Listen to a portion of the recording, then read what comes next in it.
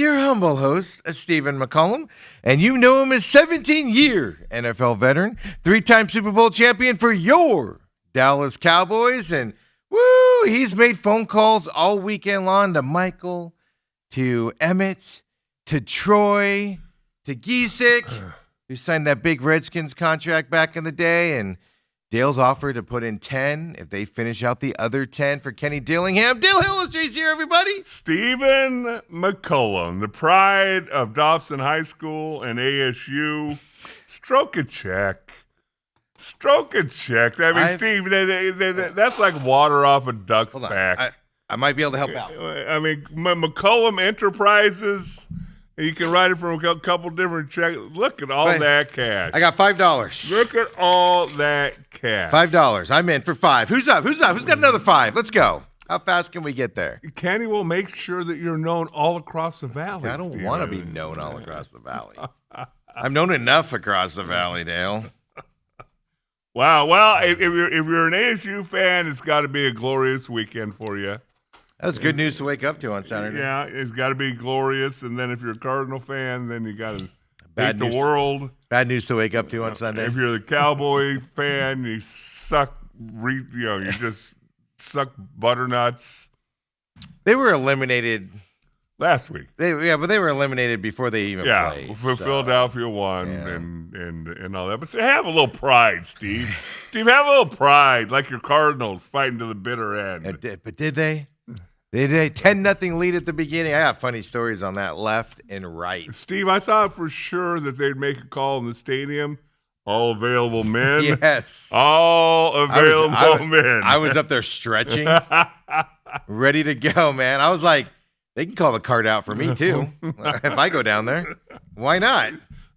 It is. I will say this about the injuries. It's gotten ridiculous. The injuries, it's surpassed that talking point we had earlier that they're similar to the Niners. It's past that at this point. Yeah. But at the same time, they've also been eliminated for a long time as well. Yes. So it's not the excuse. They were bad before it got worse. I will tell you this from experience that when you're eliminated, those injuries can pile up a little quicker and guys can be getting off the field a little sooner. And especially with a cold game in Cincinnati coming up. At least miss one game. Now, not Walter Nolan. That's a serious knee injury. Yeah. And of course, lost Garrett Williams to an Achilles. Here's the question. This is kind of changes my tune. I mean, let's just talk about this angle here. All along, I've been like, blow the coaching staff out. Boom. Earlier I said Gannon should stay, blow everybody else out, start anew from there. I've changed my tune, man. Gannon should stay for another year. Blow everybody else out and keep Gannon for another year. Because next year's a wash. Forget about your quarterback situation for a second. I mean, Josh Sweat has an ankle injury, didn't come back into the game. That tells you it's, like you said, it's either serious or they're like, look, man. Unless you wanted to set your single, your record for yourself for sacks. Yes. But I mean, you've lost multiple players that are going to go well into next year that are key future players for you. That's what hurts. And so next year, I hate to tell you this, Cardinal fan, next year is going to be a wash. Forget about the quarterback position. That means you're going to be a wash anyway. But now you've lost multiple players that are going to be out for a lot of games next year, if not the whole season. Well, it's kind of like the Diamondbacks. It's a lost season. It's like the Diamondbacks. It's one thing if your pitchers just miss this season. Yeah. But now you're trying to forecast, are they going to miss a month next year? Burns is coming back around the All-Star break. Yeah, you hope. Right, and you don't know how rehab's going to go and all that, and that's what happens when it's not just a broken bone and you're going to miss 6 weeks. So don't go hire a new coach to come in here with an unknown quarterback situation, unknown position player. No, make Gannon suffer through another season. And then blow them out next year, halfway through the season or whatever when the season's over. That's how I feel now, Dale, yesterday. I felt like middle of the game yesterday. I was like, keep Gannon. Keep Gannon. Don't bring somebody new in here to start off in this disastrous way when you're going through your second rebuild in 4 years. Meanwhile, you're watching the Chicago Bears and Ben Johnson. You're watching the Carolina Panthers winning that division. You're watching all this quick turnaround, but the Cardinals, 3-year rebuild, guys, 3-year rebuild. Now you look like you have to rebuild again. How about the Patriots? Oh, I forgot Patriots. I'm watching them last night going. There's probably a couple teams out there that I'm forgetting about even. I mean, I had to look up how big Drake May is. Yeah. That dude's a stud. They were ready to jettison him out of New England in a spaceship to the orbits. Drake May's terrible. He's awful. Nobody can win with this guy. Get a coach in there. Boom.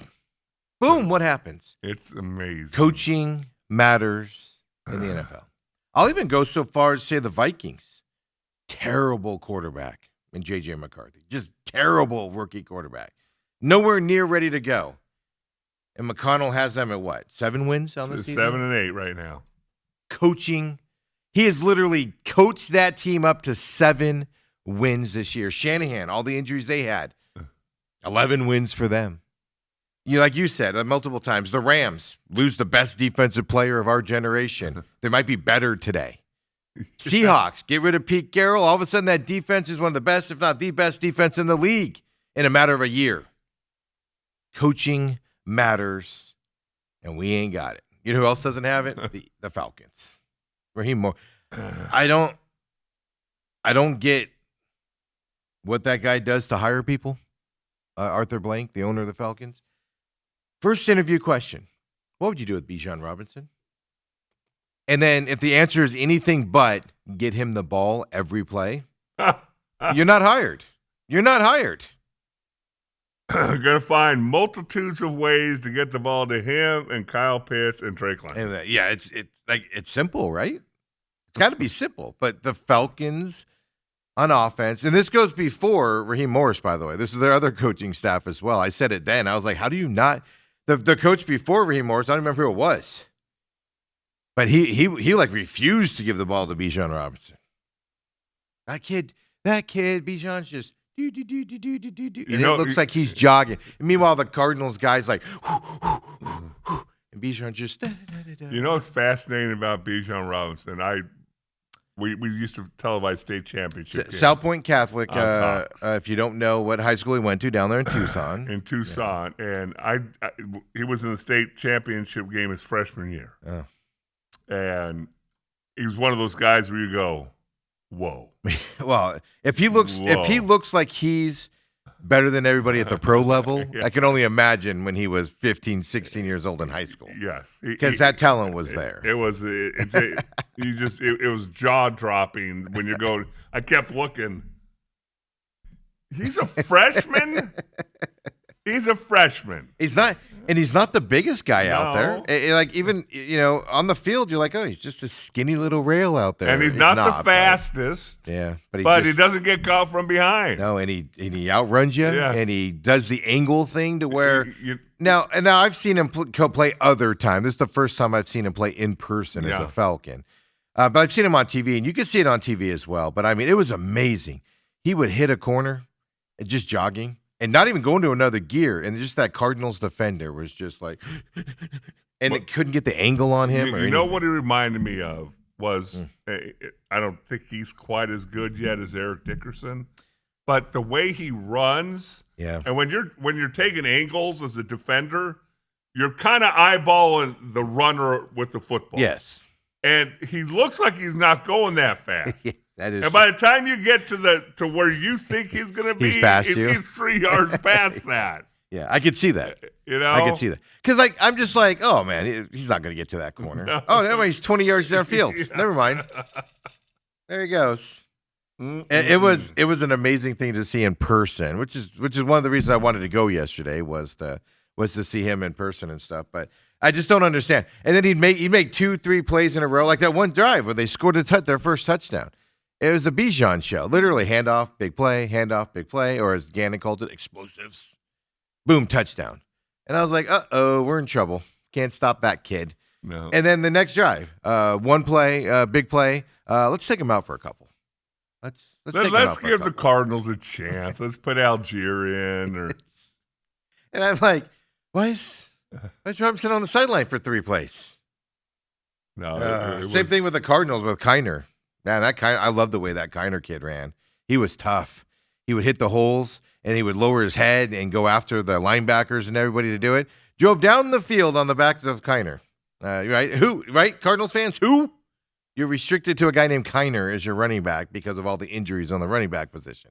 Then they get down to the red zone or whatever it was, 6-7 yard line, and then they throw 3 straight times and have to kick a field goal.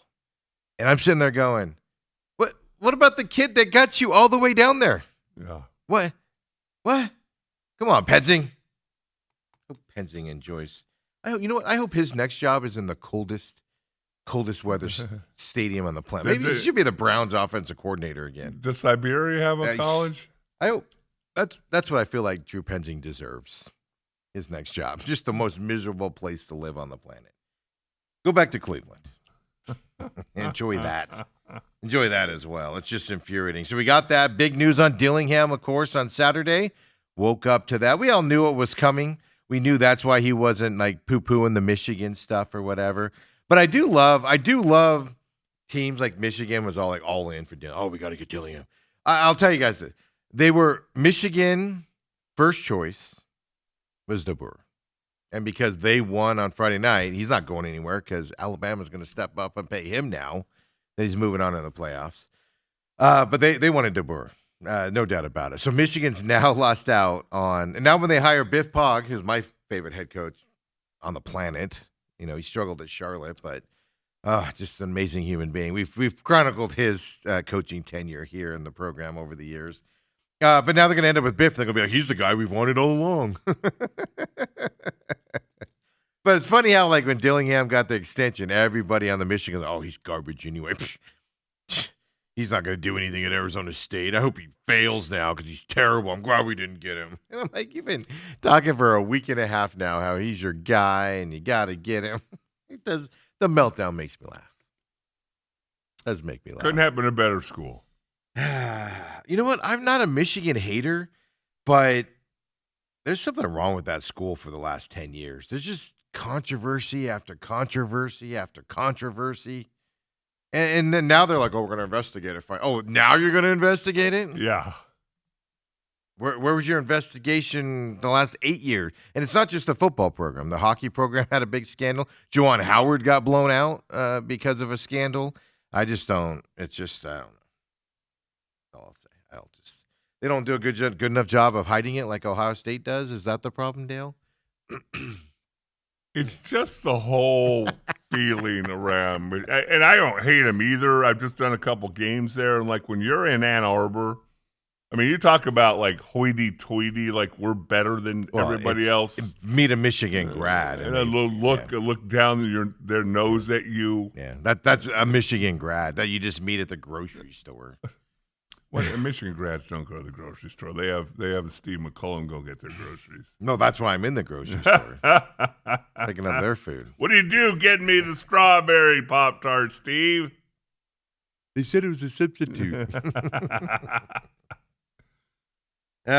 Suns lost.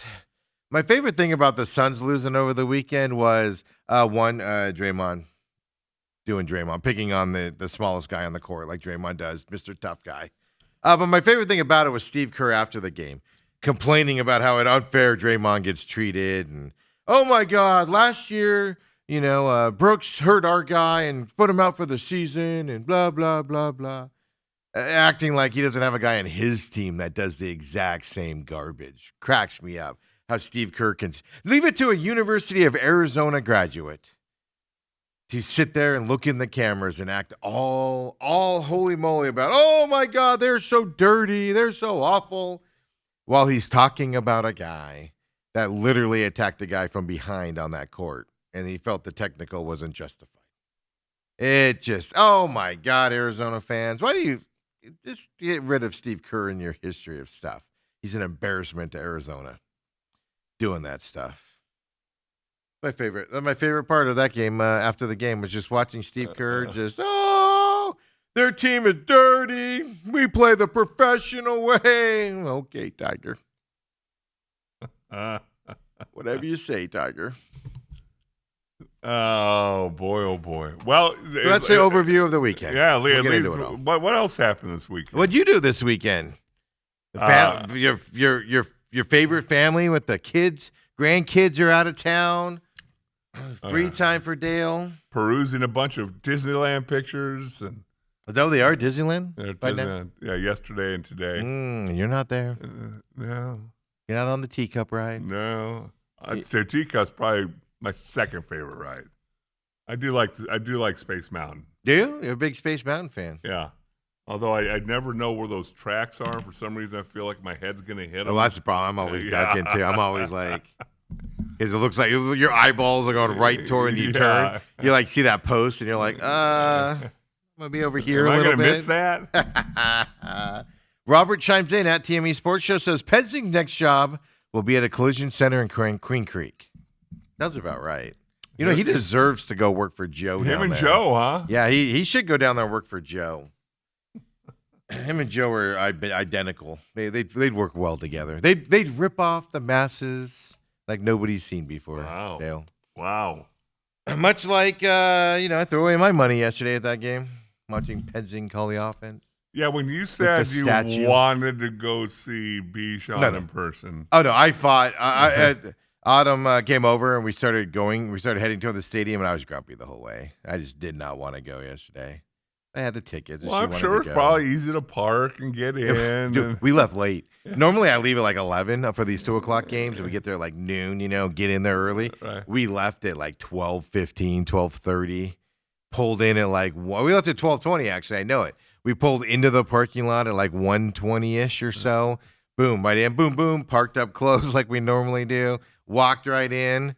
Got our drinks. She's got in line for the nachos and everything. And I saw she missed the first like 2 or 3 plays because they refilled the nacho food, so she was a little bit late and all that stuff. It was like beautiful. And then the best part, Dale, half the crowd left in the beginning of the fourth quarter. So we went to the team shop was 50% off, but it's easy to be 50% off when you have nothing in there stocked. But I digress. So we went to the team shop afterwards, and we walked out to the parking lot. So where we park out there, it takes about an hour. It takes about an hour to get out of the parking lot. Hold on. And we just literally pulled out like it was nothing there. You just skipped over. There's been this narrative this week of Dr. Crook. Oh, hello. So everybody was buying all their Christmas presents from the pro shop. That's why there wasn't anything. They were all in there. I don't know. They had no sizes. Like they had a lot of everything. And mediums. No, everything was like small and 2XLs. Like everybody was buying everything else. Don't you stock? I'll tell you this: they had an overabundance of Kyler Murray jerseys that were 75% off. So if that doesn't tell you what's happening to Kyler Murray, I don't know what does. Like 3 people know what's going to. Well, 3 people in the organization know what's going to happen to Kyler Murray, right? Jonathan Gannon, Monty, Michael Bidwell, Kyler Murray, obviously, and the Kyler Murray's team know for sure what the plan is for Kyler. So do you think and the team shop person, the head of the team shop person knows also. So I was going to say on Saturday, you think Monty makes a call to the team shop and say, try and get rid of those Kyler Murray. My point is media. If you want to know inside Cardinals moves, the head of the team shop is the guy or girl you hit up because they know. They had while you were in the team shop. No, they had a lot of stuff in there, but it was all like weird sizes, and everything. Not weird, but definitive sizes that most people don't fit in, right? So it was just pretty funny. But and then you walk out of the team shop, and it's just literally like 3 or 4 racks, 75% off. A lot of Murray. I don't know what else was in there, but I saw a lot of Murray jerseys sitting there. So if you had hopes of Kyler Murray coming back, team shop president says shuts no, that down, huh? not at all. My question is this. Why do you make so many jerseys like that, though? Like, you can literally make them there, or Fanatics, right? But why do they have just rows and rows and rows? Why do you have 400 Kyler Murray jerseys just laying around? You don't need that many. Were people buying that many jerseys when he was the starting quarterback? I don't think so. Were they? Well, I mean, going into the season, they probably thought In the one same way stretch? we did. In one stretch, though, you reordered every week or every couple of weeks. You order them. That was a lot. I'm telling you, I should have taken a picture. There was a lot of them. 75% off, though, folks. I think Kyler Murray's coming back, Dale. But we got in the car, pulled right out of the parking lot. No wait, no long lines, no nothing. Boom. We had to wait on the freeway a little bit. That's always backed up. Right. But yeah, you know what? Suck some more Cardinals, because if it's that easy to get in and out, I'm all for it. I am all for it. I do remember Mark and I talking about when he took me to that first Your brother. COVID game. Yeah. And Oh, that it's was like beautiful. It's like pull up. We're like in the second row. Yeah. And they're that hour before. and it's like and leave, just pull right out. It's like I kind of like this a little bit. No, I enjoyed it. It made it more. It made it more bearable to drive across town and buy the nachos and the drinks, and that stuff. With just less headaches getting in and out, made it a lot more bearable. Did they even check your tickets, or Yeah, they just let you go up the Oh escalator? no. We're on the club level. We got to check it 17 times to make sure you belong. And it's not just checking it; it's scanning it on the scanner thing. You got to flip it. You would think they'd be inviting people up to the club level. They were just inviting people. I saw people outside the stadium with little hand things. Cardinal game today, free tickets. Just please show up, do something. Wow. I think I was telling. Was it you? I was telling somebody this morning. It had to be you. But in the fourth quarter, Cardinals were making that defensive stand. Down 10, trying to get the ball back. And they were like, make noise. I was like, oh, the 7 people left in the stadium are making noise. So Dale, here's the interesting thing, and we'll get into the Cardinals. Jonathan Gannon's press conference yesterday, amazing as usual. We'll hit a little bit about that as well. This guy just inspires you to greatness. And you just know the future's bright with Jonathan Gannon as your head coach. Folks, it's bad. The statue is bad. We saw him move yesterday a little bit more than normal, but that was just because he kept having to move to the other side of the field as the Falcons were driving down it and stuff to that effect. Well, and he had to walk out on the field a few times, check on injured players. But and I'm being serious now. Keep Jonathan Gannon. Blow out Penzing, of course. Rallis, I'm not sold on Rallis going. Obviously injuries is a big problem for him. I do think he's a good coach, and I do think a lot of the late game stuff with the defense was just they were just tired because this offense leaves them on the field a ton, type of stuff. So I'm okay with keeping Rallis. Maybe the defensive line guy leaving though tells me there's trouble there, where there's going to be a lot of turnover on that defensive side. With that defensive line guy taking the same job at Michigan State. The pension in NFL is a lot better, folks, if you stay there. And it's only his first year, so that. But keep Gannon. This team's going to have a bad year next year because not just the quarterback situation. You're now losing main staples of this team for multiple games next year. You're not going to be able to fill Walter Nolan. Josh Sweat's an ankle. He'll be back to the start of next year, But then Wilson going down. It's just brutal where we're at. But interesting enough, so Cardinals go and they go up by 10. And for those of you who don't know, we sit by a certain GM's parents there. Oh my God, they're amazing people. Amazing people. They hand you some free stuff? No, we don't get anything like that. Oh, no pom-poms? No, nor do we ask. But they're amazing people. And so his mom, we're talking about Monty Osford, and his mom's sweetest lady you've ever met. Oh my God, I wish she was my mom. She's just an amazing person. Dad's like just that old time, dad that you met, probably just quiet, but loud kind of a deal, but you could tell he's proud of the kids and that stuff. And they're hanging out with their grandkids and everything. And so the Monty's mom comes over. And we're up 10-0, and she was like, "Oh my God, where have you guys been the last couple? Because we didn't go to the Rams game. We didn't go to the Rams game. And what was the other game? The last 2 home games. I was just like, I'm not going. I'm getting rid of these tickets. Boom, I'm not going. Whatever. They're going to be blowouts. They ended up being blowouts. Fine. And then they live in Minnesota, so they come out here for the games. I don't know why they go back this time of year, but I keep asking, and they're just like, "Oh, home." But so they were like, "Oh, where have you been?" All that stuff made us feel good. Then we go up 10-0, and his mom comes over, leans over, behind us, and goes, "Oh, it's because you guys are back. We're back." And I was like, "I know. I was literally just typing out. Cardinals are up 10-0. Woo!" That she gave us the credit, so I took it. I'm not going to argue with her. She's probably right, and all that stuff. So then the game's going on, and after the game, I stand up and I go. I guess we're not good luck after all, And I go, all right, we'll see you guys next year. You guys know where I'm going with this, right? I go, we'll see you next year.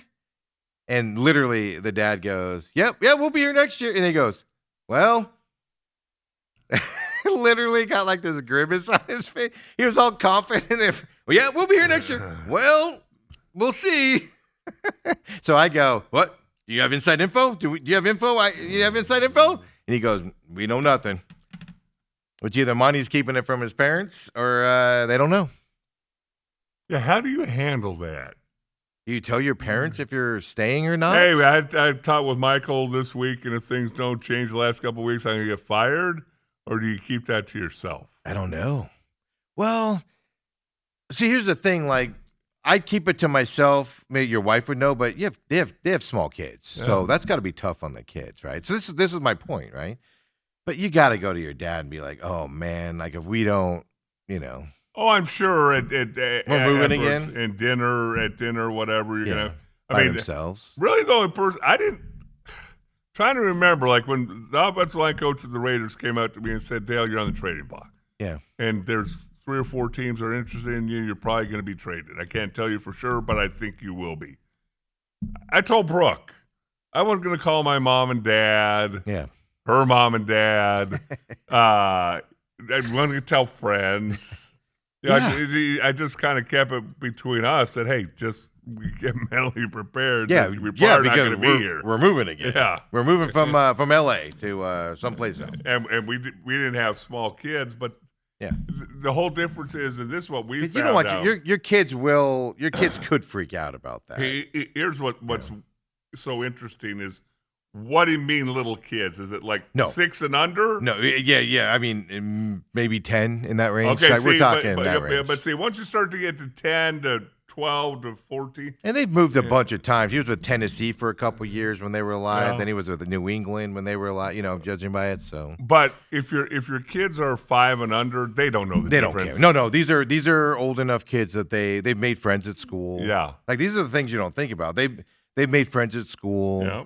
They might like where they're at and stuff to that effect, and now you're gonna be like, well, we got to pick up and move again. Well, and they're old enough to where, like, when I was talking to them, I was like, I saw the kids, so I was very careful, like how I phrased it, and stuff like that. But I'm just like, oh, these kids, man. Yeah, the parents don't. The parents will go visit and watch them.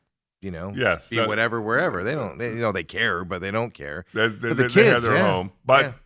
It's fascinating because Brooke and I will look back, and by my last year, Hillary was, I think, in 3rd grade, and Kendall was in 1st, and so first half of the year was in Dallas, second half of the year was in Arizona, and up until about 2nd grade, Hillary loved it. 2 friend groups, exactly, and all that. Yeah. But then all of a sudden, 3rd grade, not wanting to really leave the Arizona friends to go back to Dallas. Yeah. And then if you get into 4th, 5th, 6th, 7th grade, it's a little more impactful on the kids. Yeah. So like, it's like people don't think about that stuff, but like I'm literally like seeing that. It's easy on this show to be like, Monty sucks, fire him on the spot.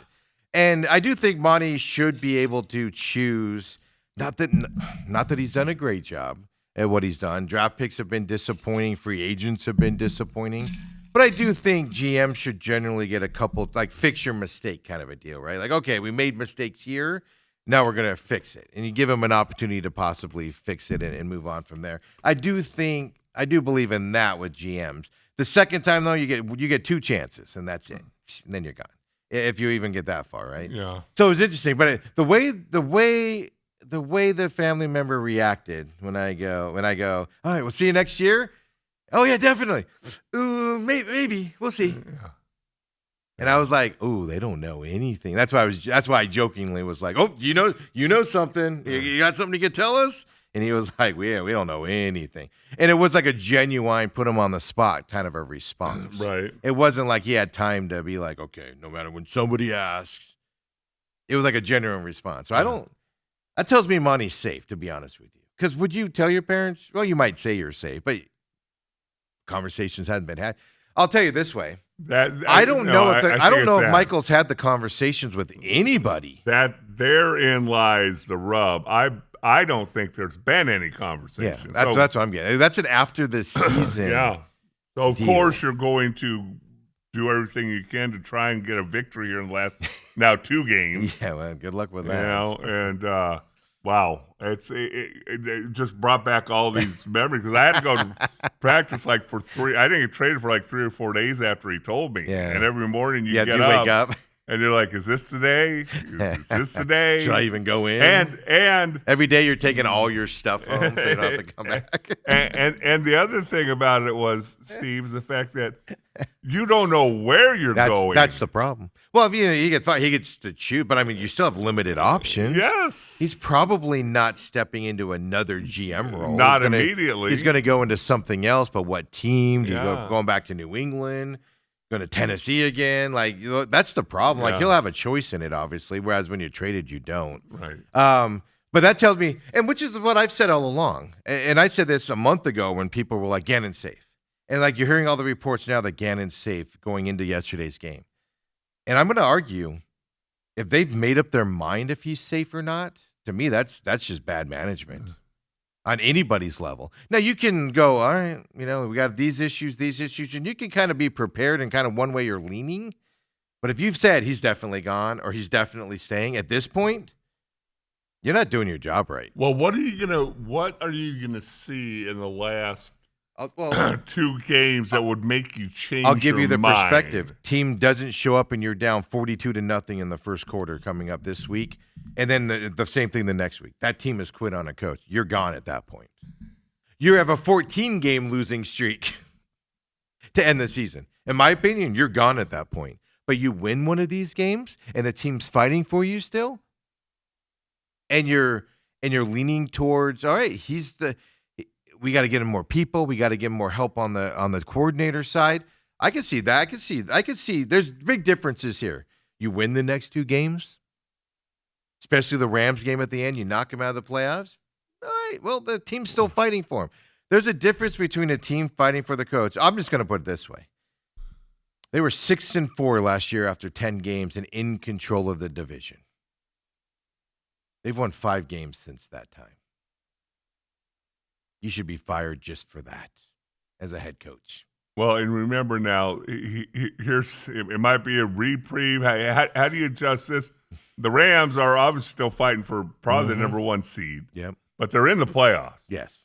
So if they go to the last week of the season with nothing to gain and they're going to have to play in the wild card round. That's what I'm getting at, though. So if that's the case and you go out and you beat the Rams, that doesn't factor into anything. Right. That's what I'm saying. Yeah. If they're not playing for anything. No, there's things. But I'm just saying you can be leaning one way or the other, but to definitively say he's gone or he's not gone, now you're probably getting more definitive now if you're the owner.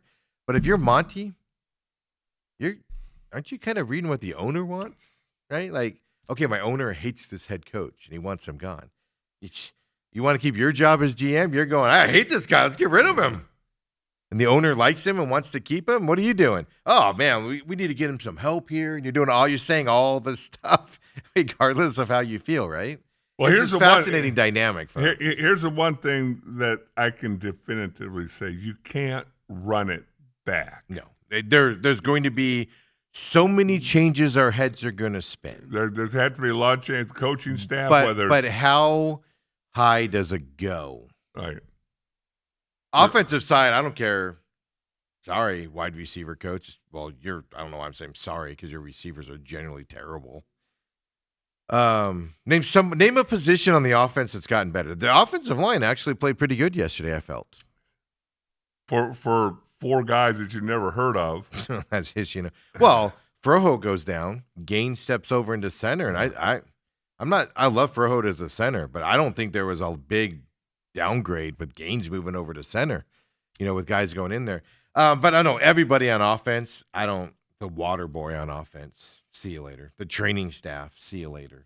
I heard Jacoby Brissett being interviewed afterwards, and somebody asked him about what's the first thing you do when you get a new center like that. He goes, feel his butt. Well, it was interesting because Froho's on the ground, and I'm like, and I'm like, okay, who?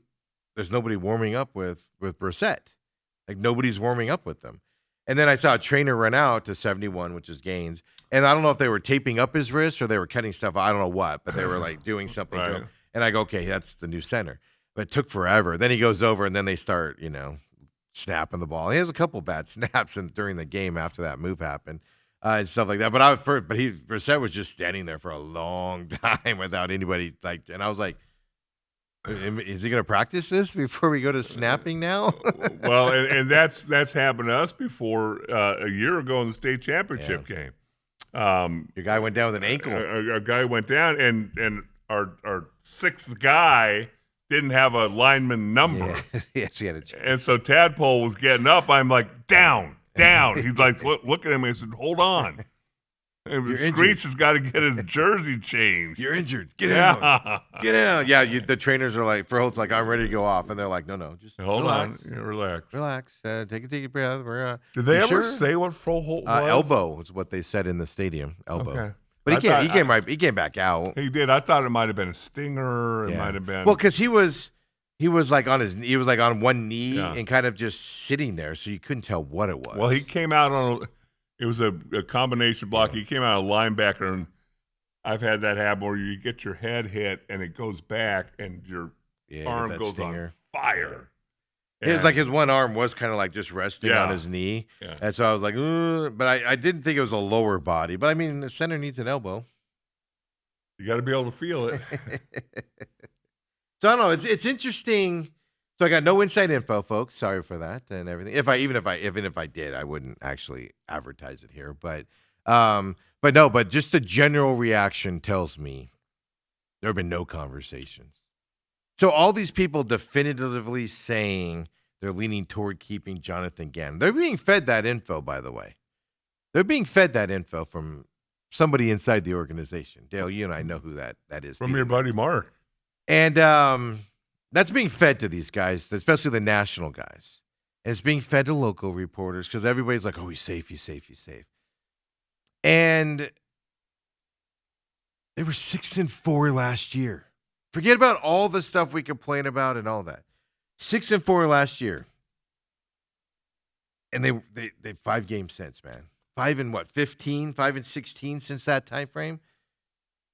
It started last year. And it's continued into this year. You mean to tell me next year they're going to be able to show up and have an improvement?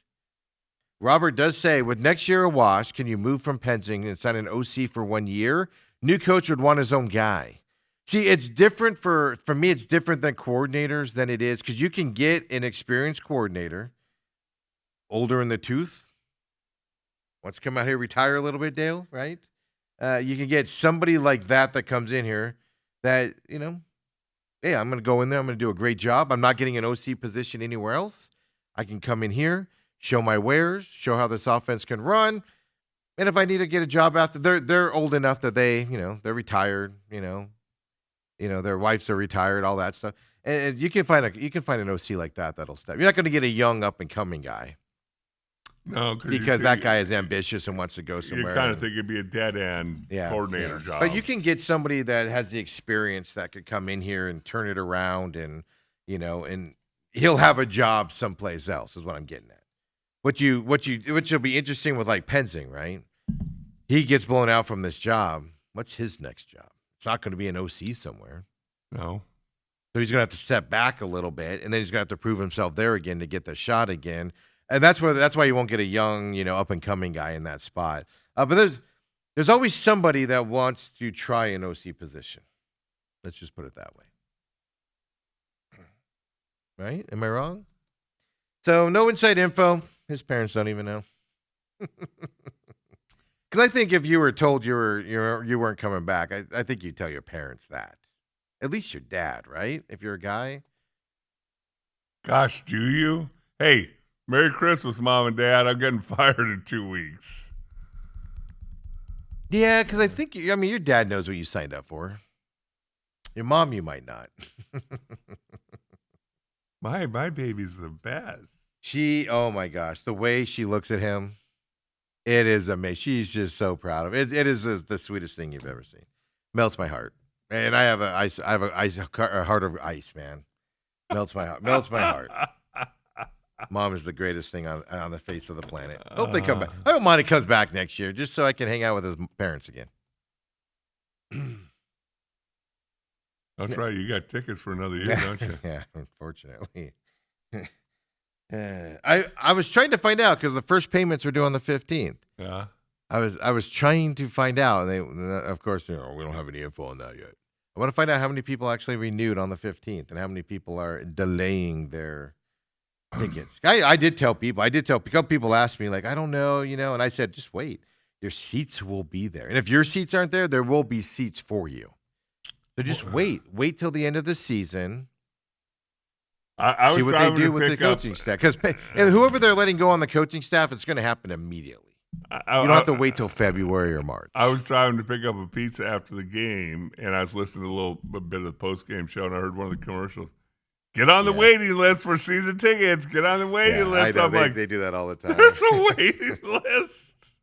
I said, your website went down because so many people were canceling season tickets.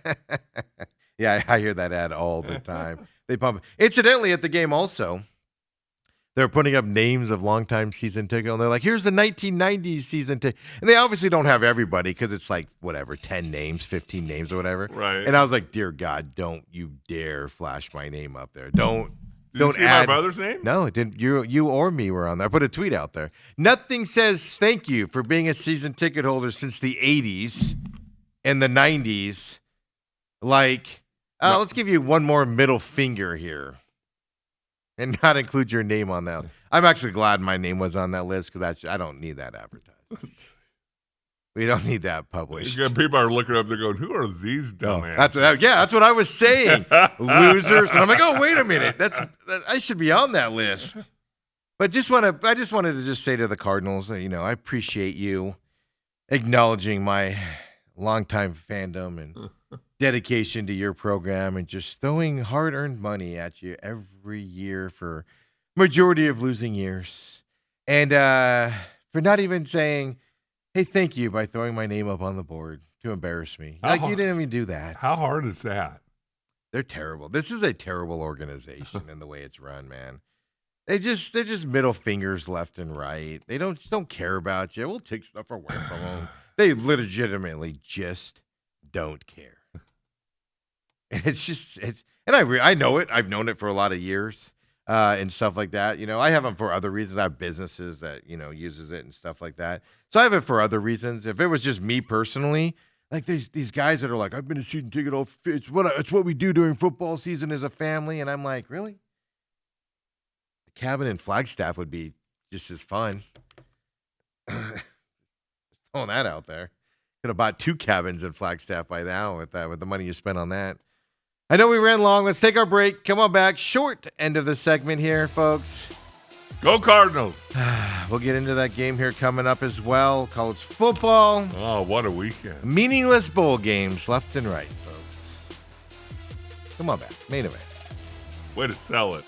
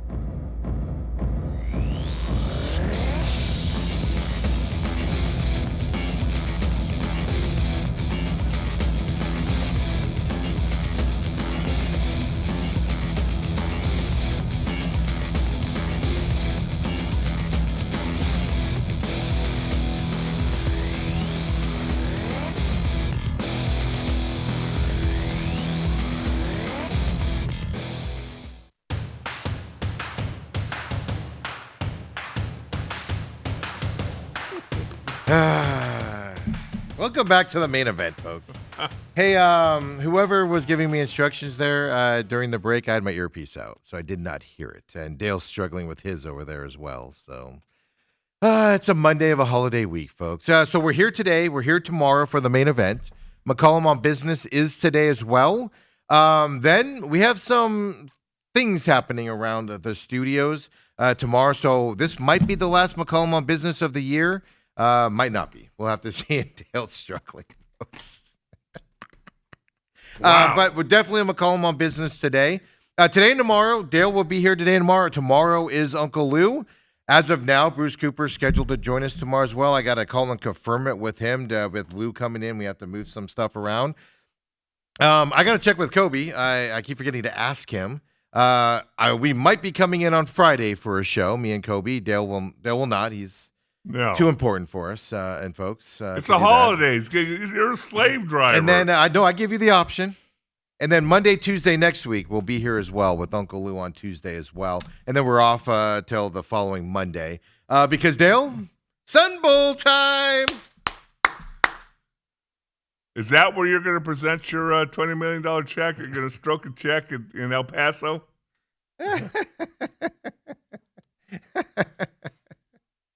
Oh, and I got court on the 29th again at 1 o'clock.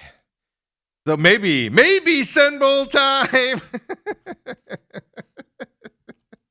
And you're going to go in there and they're going to say continue till January. No, this time we'll get in front of them and everything. I don't know. I read the stuff that the lawyer puts in the portal, and my lawyer's like, "Be careful what you say." I'm like, "Yeah, of course. I'm not gonna bash them, but because you got to keep them in their good graces." But no, well, nothing will happen. It just the problem is you go in there, nothing happens fast. So I could get in there and they don't call your case up for like an hour or two. So you're just sitting there watching all these other people, especially this time of year. Like now's probably about the time all the people that got in trouble over Thanksgiving are going to court. So how many fights where the police were called? Are they going up in there and stuff? Family to do all that fights? stuff? Yeah, where the police were called and somebody got taken in. Or drunk driving, that type of stuff, and everything. So I could be sitting there for hours. We'll see. But that's on the 29th coming up as well. On that. Yes, it is, Kobe. Thank you. Yeah. So, let's get those out there. Adele wasn't supposed to hear that. Meaningless bowl games. The only thing that matters in college football is the regular season total, because those games matter. Meaningless bowl games here, folks. Keep this in mind. I don't even care which one you throw up. Throw up one of the graphics here for college football. I did see one of them when you were going over them. Yeah. This, believe it or not, folks, this was the good one. Yeah, I'm not going to be too sad about missing Old Dominion, South Florida. Old Dominion looked good. I knew the Old Dominion was good. But here's what sucks. Now, Louisiana and Delaware, I wouldn't have rooted for a team from. That's what I said last. I'm not rooting for a team from the Delaware. Blue Hands? No, just everything from Delaware is terrible. You've been to Delaware? Even the beaches are awful. Wow. But the interesting thing about this is so here's my, and I'm taking some unnecessary chances here in the bowl games because again, meaningless bowl games. Throw up the other graphic for me. Ooh. Yeah. Ouch. I forgot the third one as well, so I'll have to get that to the guys. Ouch. I didn't do the last one. Yeah. So here's the problem: Kennesaw State, Western Michigan.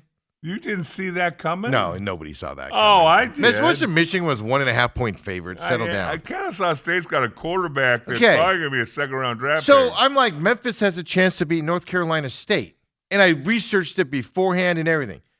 Literally, I turn on that game. First words I hear out of the announcer's head: "Oh, unexpectedly, 15 kids from Memphis aren't here today." You got to make a few phone calls. They were practicing leading up to the game. They were doing all of that stuff and everything. And then I don't know, sometime morning of the game, they're like, we're not going to play today. No chance to win that. Got to make a couple phone calls. But they're meaningless games. I forgot to put the third one on here and everything. You nailed the Miami pick, which I'm happy for Miami. I root for Miami. I've always several years with Cam Ward. And I root for Miami. And I was worried about, with that game, I was worried about Oklahoma's offense. And once Alabama stormed back, I was like, yeah, I know my fate in this game.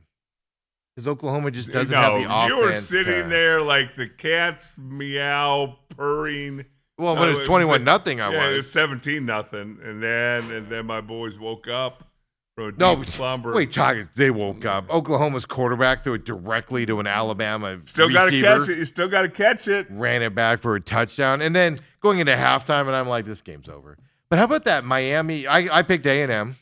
They finally let me down this year. So we must be tied again. No, it's meaningless bowl games. Bowl games don't matter. Oh, no. It's a conglomeration. No. You're going to win the bowl games now, probably. You're going to probably win the bowl game picks, but they don't matter. The regular season when the games counted matter. So it's going to be a split title? No. More weights on the regular season. No, the playoffs are all that matters. No, they don't mean anything. Okay, then we'll just count the playoff games. All the other ones are meaningless. We're still going to pick them, but we'll just pick the playoff games then. Here's the interesting thing. If you don't know this stat, last year, the 4 teams that had byes all lost. Well, I know ASU did, Boise State. Mm-hmm. All 4 of them lost last year. You go Ohio State in this game? You go Texas Tech in this game? They lost? Yeah. This is fascinating. Well, see, remember last year, though? Last year's a little different because there's no way. You love ASU, and I like Actually, ASU. I think Ohio State might. Did Ohio State was a bye? The Ohio State wasn't a bye last year. No, I don't think they were. They weren't, yeah. But ASU, Boise State did not deserve a bye last year. No, that was the rules. I would say Arizona State did. Boise State did not. Arizona State was on that verge. ASU should have been in the playoff, but not a bye. I just think you're. Yeah. I think that's your bias because you didn't get a stamp. You didn't get an envelope from. Not even though we're interested. So Ethan just tagged us. Ethan's working with us this week as well. ACC's 2-0 in bowl games. Big Ten's 2-0. The MAC's 1-0. Conference or CUSA is 2-2. SEC, the best conference in the world. 2-2. 2-2. What about the Big 12? Nobody's played yet. You want to know why? Big 12 only goes to good bowl games, not this garbage at the beginning of the bowl season. Just saying. But you did win Miami, Texas A&M. We, of course, won the other 2 as well. And Braxton, you got to give Braxton props here. I owe him another lunch. I think I owe him like 3 now. Dale, I'm going to have to borrow you for a weekend coming up on a Saturday because I need you to drive me down to Tucson. I gotta start coming up on this. Yeah. He said JMU would cover over Oregon, and the spread was 21.5. They did. I didn't watch the end of that game. I didn't watch any of it because I refused. I refused to support that, so I didn't even turn them on. The only thing I know about these games is what I saw on X. And they go on a 99-yard drive to score a touchdown at the end of that game to cover.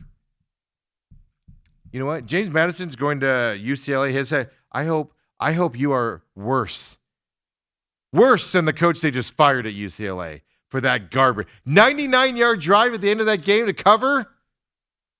I hope your career at UCLA is just blow up. Never. I hope no recruits come and play with you. With that garbage. So now, if I drive you down to Tucson, will you sit in the back seat? Yeah, I will. Of course. I'm in the 3rd row. I'll buy you lunch, too, with Braxton. I just need somebody to drive me down. You can't meet in Casa Grande? No, it'd be rude to have him meet in Casa Grande. No, I got to go down to his place. The issue was like I said, the issue was when we made the bet originally on the radio, I was going down to Tucson like twice a month for sugar school stuff and then all of a sudden things like that. And then all of a sudden you become big time. Yeah, and then all of a sudden that ends, and that ended, and the sugar skull stuff ended. I moved up here to the Rattler stuff for a little bit, and everything, and it just bad timing on how it happened. It was no other reason. So it's like, dang it. That's the thing. I mean, I wasted my time driving to Glendale yesterday. I could have driven to Tucson in that time frame. We could have gone and had lunch Is there somewhere. like a really, really, really nice steakhouse in Casa Grande? You could just buy him one dinner. The Cracker Barrel. Oh. To cover it all. Maybe I'll invite Braxton up here to Steak 44 when you and Bruce made Hey, that bet Bruce. off. Then I'll buy me and Braxton at Steak 44. How's that sound, Braxton? What do you think of that? You can have a shrimp cocktail. But Braxton texted in as well. He goes, "Happy Monday on a short week." He texted this, by the way, on Saturday, 9:36 p.m. So he saw the backdoor cover pretty early there. He says, "I love betting, Steven." He goes, "Lovely JMU cover." Yeah, because like I saw the final score and I was like, "Wow, they covered? Like what happened?" And then I saw a 99-yard drive to cover that. I told you guys last week, I am not supporting that absolute garbage. I'm not. It's just, you give any ratings to that, and they're just going to keep adding major mismatches on playoff games. It's not, and I refuse to do. I know I'm not going to do anything as one person not watching it. That Eagles game, whew, I turned into the Eagles game and I saw a better fight than that Jake Paul fight on Friday night. The end of that thing. You see Jake Paul's jaw? There might as well. are weight limits in boxing for a reason. Yeah. And that's the reason. That dude, big dude. And there's a reason why you don't have heavyweights fighting featherweights. And I didn't watch it, but I saw the highlights, obviously. But I did see some of the first, and I was like, man, that dude could have finished him almost immediately. Heavyweight champion. I don't know, but champion at that weight class. Oh my! Do you enjoy stuff like that? Because like people always say things like, "Well, I want to see a women fighter. I want to see a woman fight a man." You don't. No. You don't, folks. You just don't. Like when Rousey was big in the UFC, people were like, "I want to see her go up against." No, you don't. No, you don't. Like you don't know what you're gonna see, and you kind of saw that on Friday night. I don't like that. No. It was a mismatch, dangerous to Paul, whether you like to say it or not. Just absolutely dangerous for him to be in that ring in that position, and you just don't want to see it. It's a mismatch beyond epic proportions, and it's not a knock on anybody, but for him to be allowed to get in that ring with that bigger of a guy, to me, it's just an absolute joke of a situation. Either that guy's going to be pulling his punches, or it's going to end up the way it ended up, and I just have no desire to see that stuff. I want to see two guys or two women the same size going at it. No problem. Let's do that all day long, because then there's a fighting chance, right? So I don't know. My little side note on that. But congratulations, Braxton. 2.5, 3 lunches now. That is getting hungry, Braxton. And you know what? I wish you the least amount of luck at UCLA there, James Madison head coach. Come on back, folks. Second hour main event coming up next.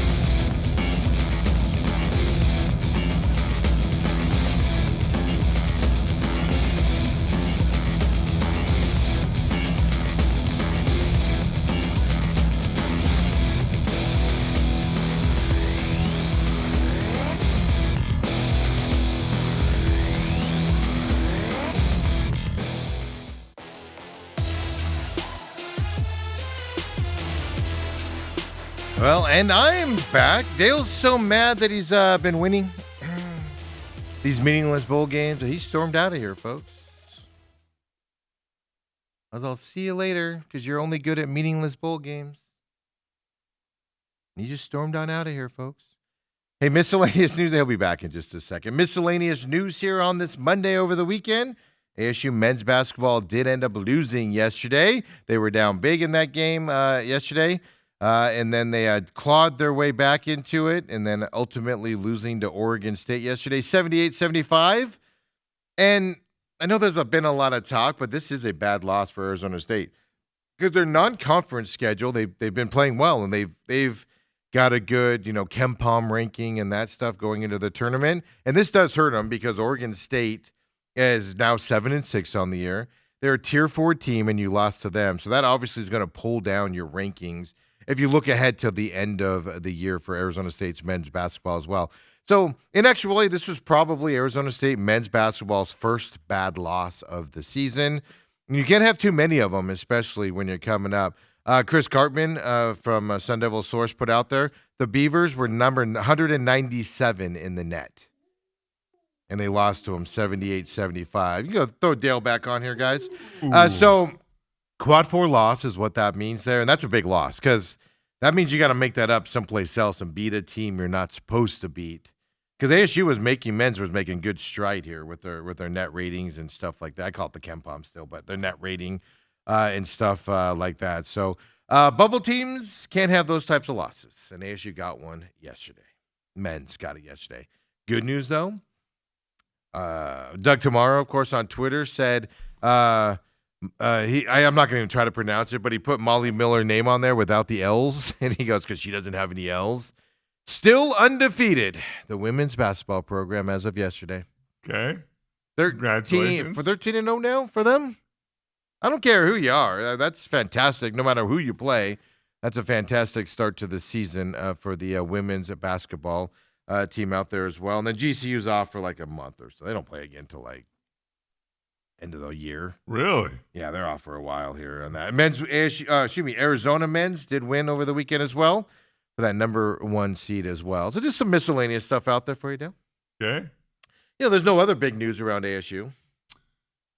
Boy, no. I mean, other than preparations for the Sun Bowl, everybody's concentrating, getting ready to put on a show for Stevie and company. For Duke.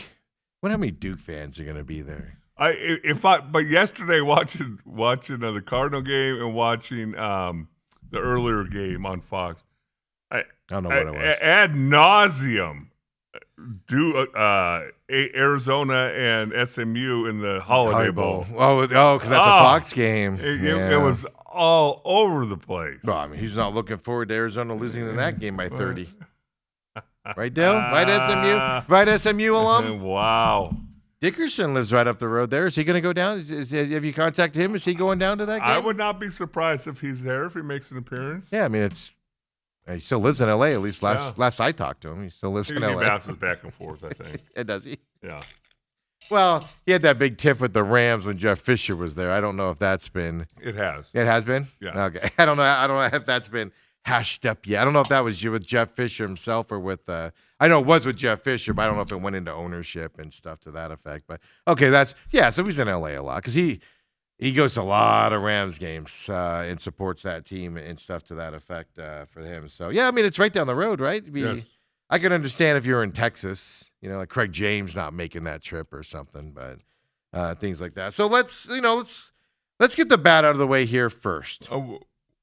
Do you want to do that? You want to get rid of the bad out of the way first, or you want to save Cardinals till the end? I was going to say, well, what is good? Oh, Dillingham re-signing and that stuff. Oh, okay, guys. I'm thinking Suns. No, well, but Suns to me still good. I gotta have a good take on this. Yes, they lost the other night. They won and they lost in the back-to-back that isn't a back-to-back with a day in between. Right? Home and away, right? Yeah, home and away on top of it, right? Well, you want to do that real quick? I'm just trying to think of something good. Let's do this. Suns, then we'll go Cardinals, then we'll go and talk Dillingham if we have to show up on positive notes. I love that. How about Steve? that? I love that. We got the show picks out of the way. That's a big negative. Meaningless bowl games out there. That's a positive one. Meaningless bowl games out there. I went in down 4, now I'm up 2. No. You don't combine the two. Oh, you have to. No, you don't. Meaningless bowl games, they don't matter. No. Playoff games are not meaningless, Steve. Oh, no, the playoff games are. The rest of the bowl games are. So you're still down 2 because you've only got 2 bowl games, 2 playoff games, right? Dale, I will slant this however I need to win this thing. I will slant it however. But Suns lose. Yes. The other night. And here's my take on this. Yes, Suns lost. They had a lead. They should have won the game. But the Suns this year are so much fun to watch, period. End of story. Yeah. But what's impressing me the most is, yes, Brooks a couple times over the last few games has crossed that line late in games and stuff to that effect. The NBA rescinded one of his technicals, the one in the second quarter from that was a Thursday night game against the Warriors. They rescinded the one in the second quarter, which means the referees are pompous a-holes and targeting Draymond, so they rescinded one of them in the second. No, Dylan. I mean Dylan, sorry. Not Draymond. Yeah, I've got Draymond on my mind. Go ahead and target Draymond all you want. Then, the other night, and like I said earlier in the show, my favorite thing about the Suns game one was afterwards, where Steve Kerr takes to the podium and whines like the little baby he is about how it's unfair how Draymond gets treated. Oh, it's unbelievable. Let's take a look. If you missed the game, Draymond Green's mad. Draymond Green's, you got Dylan Brooks right there on the court with you. You got Mark Williams, right? You can go after. Draymond's a big dude if you don't know. Instead, who does Draymond go and pick on in this game? And quite frankly, he got stood up to, which was awesome. Here it is. If you didn't see it, Draymond Green running down the court, mad. I'm going to pick on somebody on here. I'm going to go find somebody my side. Oh, no, that's right. I'm Draymond. I'm a weasel. Let me pick on this guy instead. Here it is, folks. Watch Draymond just crash into Gillespie, just kind of pushed him there. And he felt like Gillespie just kind of stopped short. Goes after the smallest guy on the court. The young man. Look, you got Oso. He could have gone after over there. No. I got to pick on the short kid. And look at Gillespie. He's just like, I'll go shoot the technical. I'm good with it. We're good. This is what's impressing me the most about this. I'm impressed with Ott and his choices. I'm impressed with this way teams, win or lose, this is a fun team to watch. They're fighting hard out there. What's impressing me the most is their toughness. Do they cross the line occasionally? Absolutely, Dale. Absolutely they do. And you'd like to see that stop. Right.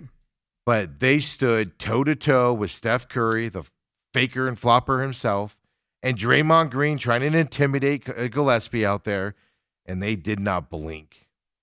And I love that about this team. Toughness is what takes you places in the NBA. Teams that win championships are tough, mentally tough, physically tough, and they stand up and don't take crap for an answer. And the Suns are doing that. And I'm not saying they're going to win a championship. I'm saying they have characteristics to build to that. And this is fantastic to watch, and that's what I'm most impressed with. The Suns last year, Draymond does that, they would have cowered to that. And then they would have gone 0 for 15 on their next whole bunch of shots.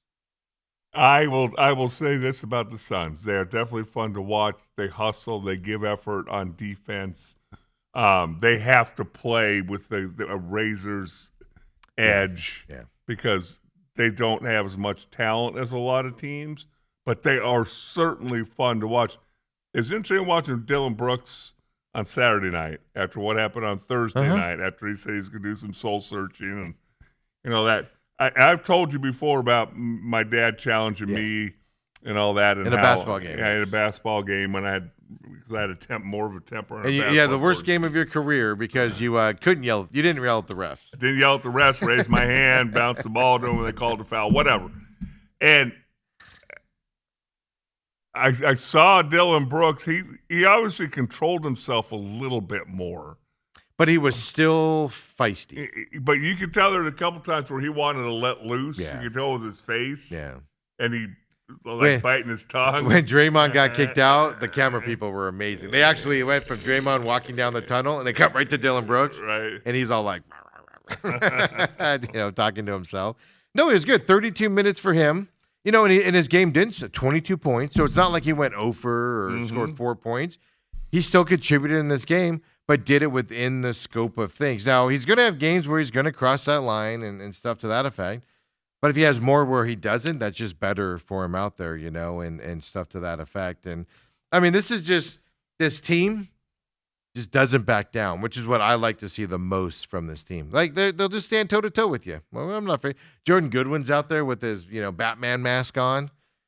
Did you see him? It was either Thursday or I don't remember which game it was, but they interviewed him after the game, and he kept his mask. And I was like, "Why does he take the mask off?" I'm like, "I wouldn't either. That thing's badass. Just look awesome sitting there talking to the thing with that mask on." And stuff like that. This team was fun to watch. Win or lose, they ended up losing this game. They shouldn't have lost it. They had the lead going into it, and the Warriors ended up sneaking out and stealing that win. But this team is tough. Yeah, and you like to see it. They're not going to back down from anybody. And they're going to play all 48 minutes, Yes. and they're going to, again, to me, if they're giving effort and they're busting their butts, they're not Oklahoma City. They're not the most talented team in the league, but they're going to be in a lot of games, and they're going to win a lot of games just because of that. Absolutely. And it's fun to watch. If you're not watching them, the same thing with ASU men's basketball. I didn't see yesterday's game, obviously, because I was at the football game, but or was it Saturday? I didn't see Saturday's game. I don't remember when it was. Well, they were both yesterday, I think. You didn't see it yesterday. Were they Saturday? I don't know. I might. It was a long weekend. A lot of drinking this weekend. A lot of eggnog this weekend, Dale. I didn't watch it. I was doing something. I don't remember. Oh, Ireland's birthday was on Saturday, so we were out running around doing that stuff. If the games were on Saturday, isn't that funny how I forgot? It was a doubleheader. I think it was yesterday. Women played yesterday, and then it was yesterday. Yeah. Women played first, or men played first, and then women afterwards. Yesterday, so it was yesterday. I was obviously at the Cardinals game. But they're fun to watch. They're exciting to watch. Lakers again coming up here next for the Suns tomorrow night, I do believe, here at home. Tomorrow night, 7 p.m. against the Lakers. Then they get kind of a break here. They got Pelicans on Friday, Pelicans on Saturday, back to back. Both in New Orleans, no less, and the Pelicans are bad, so hopefully some success there. Then you go to the Wizards.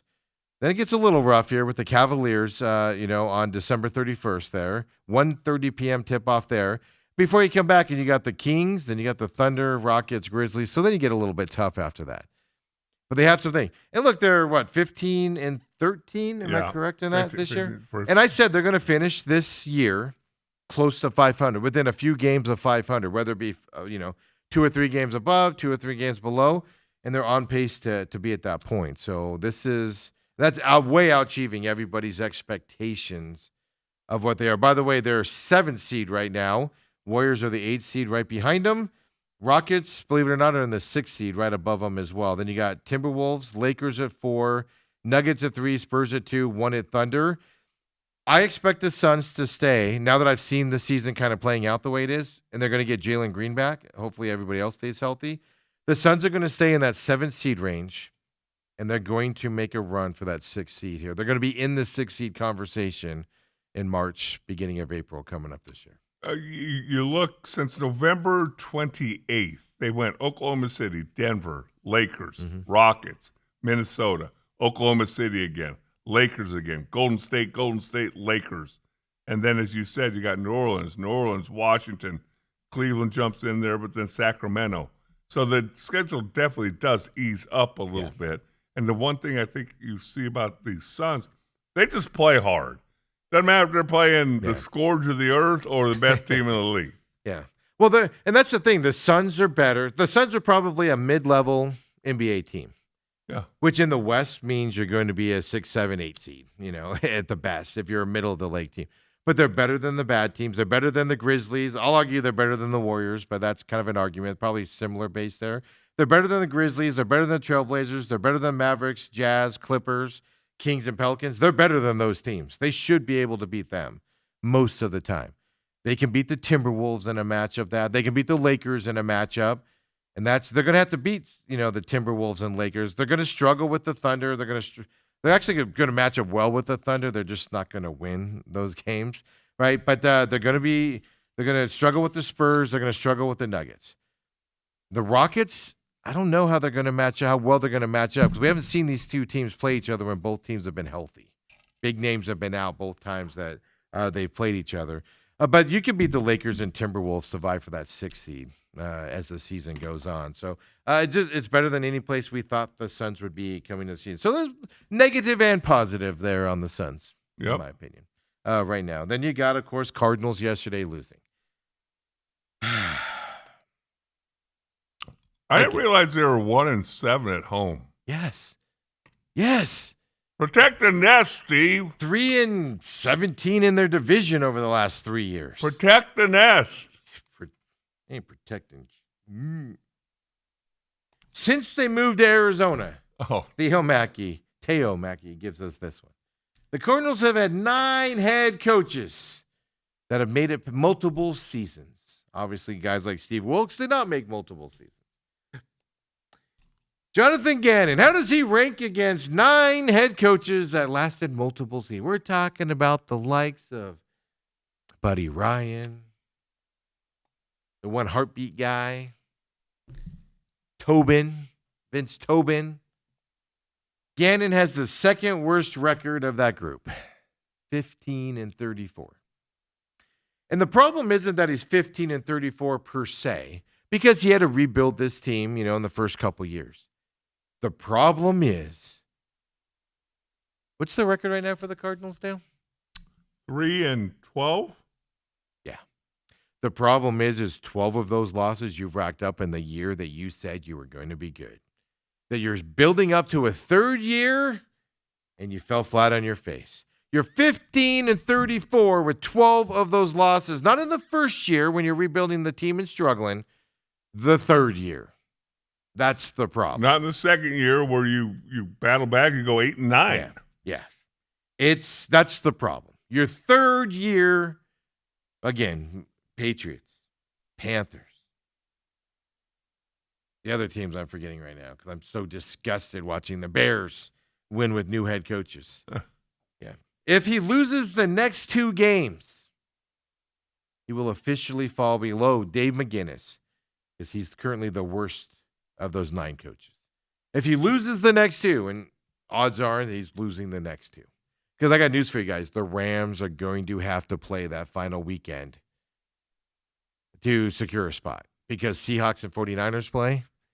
Winner of that game might win the division, but you're still vying for playoff seeding. And positioning, stuff. yeah. So they're probably going to have to play at least a half or something to that effect the Rams will have to do.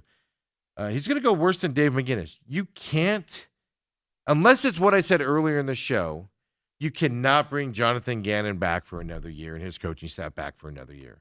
There's nothing good to talk about, Dale. Give me something positive to justify bringing him back. Injuries, that's not positive. No. That's a lack of preparation. Then on top of it, he said the rules are the reason they can't tackle, Dale.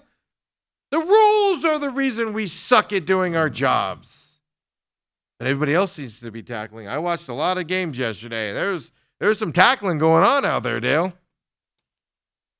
It's just all bad around the Cardinals from that perspective. So, and by the way, in Cincinnati this weekend, it's going to be cold. Supposed to be 26 degrees with the chance of a rain wintry mix. Oh, okay. Because I saw almost pretty much that it was going to snow this weekend in Cincinnati is what I was seeing yesterday, and stuff. Yeah, this is going to be. If you don't want to tackle when it's roof's open and it's 77 degrees at whatever it is, State Farm Stadium. Right. Yeah, going to freeze. Yeah. Good luck with tackling next week. Robert does say at TME Sports Show. Don't forget, text us 623-252-6670. And, of course, Robert hits us up on X as well at TME Sports Show. He says, at least McGinnis was likable. You're not wrong. This is my problem because I was talking about this with Autumn driving and just sitting on the freeway yesterday.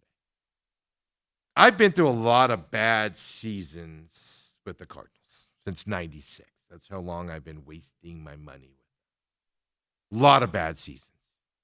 A lot of bad seasons of watching Dale and his snotty-nosed Dallas Cowboys coming to town and just beat up on them, and John Elway and Brett Favre, all those guys coming into town and just beating up on them. I sat through a lot of seasons. But you got to see greatness, right? Well, that's why you had your ticket. Until Hellestray rolled in. And, there've been years where I'm like, I don't know if I'm going to renew, but I'm like, you know what? I enjoy it. It's fun to go to games.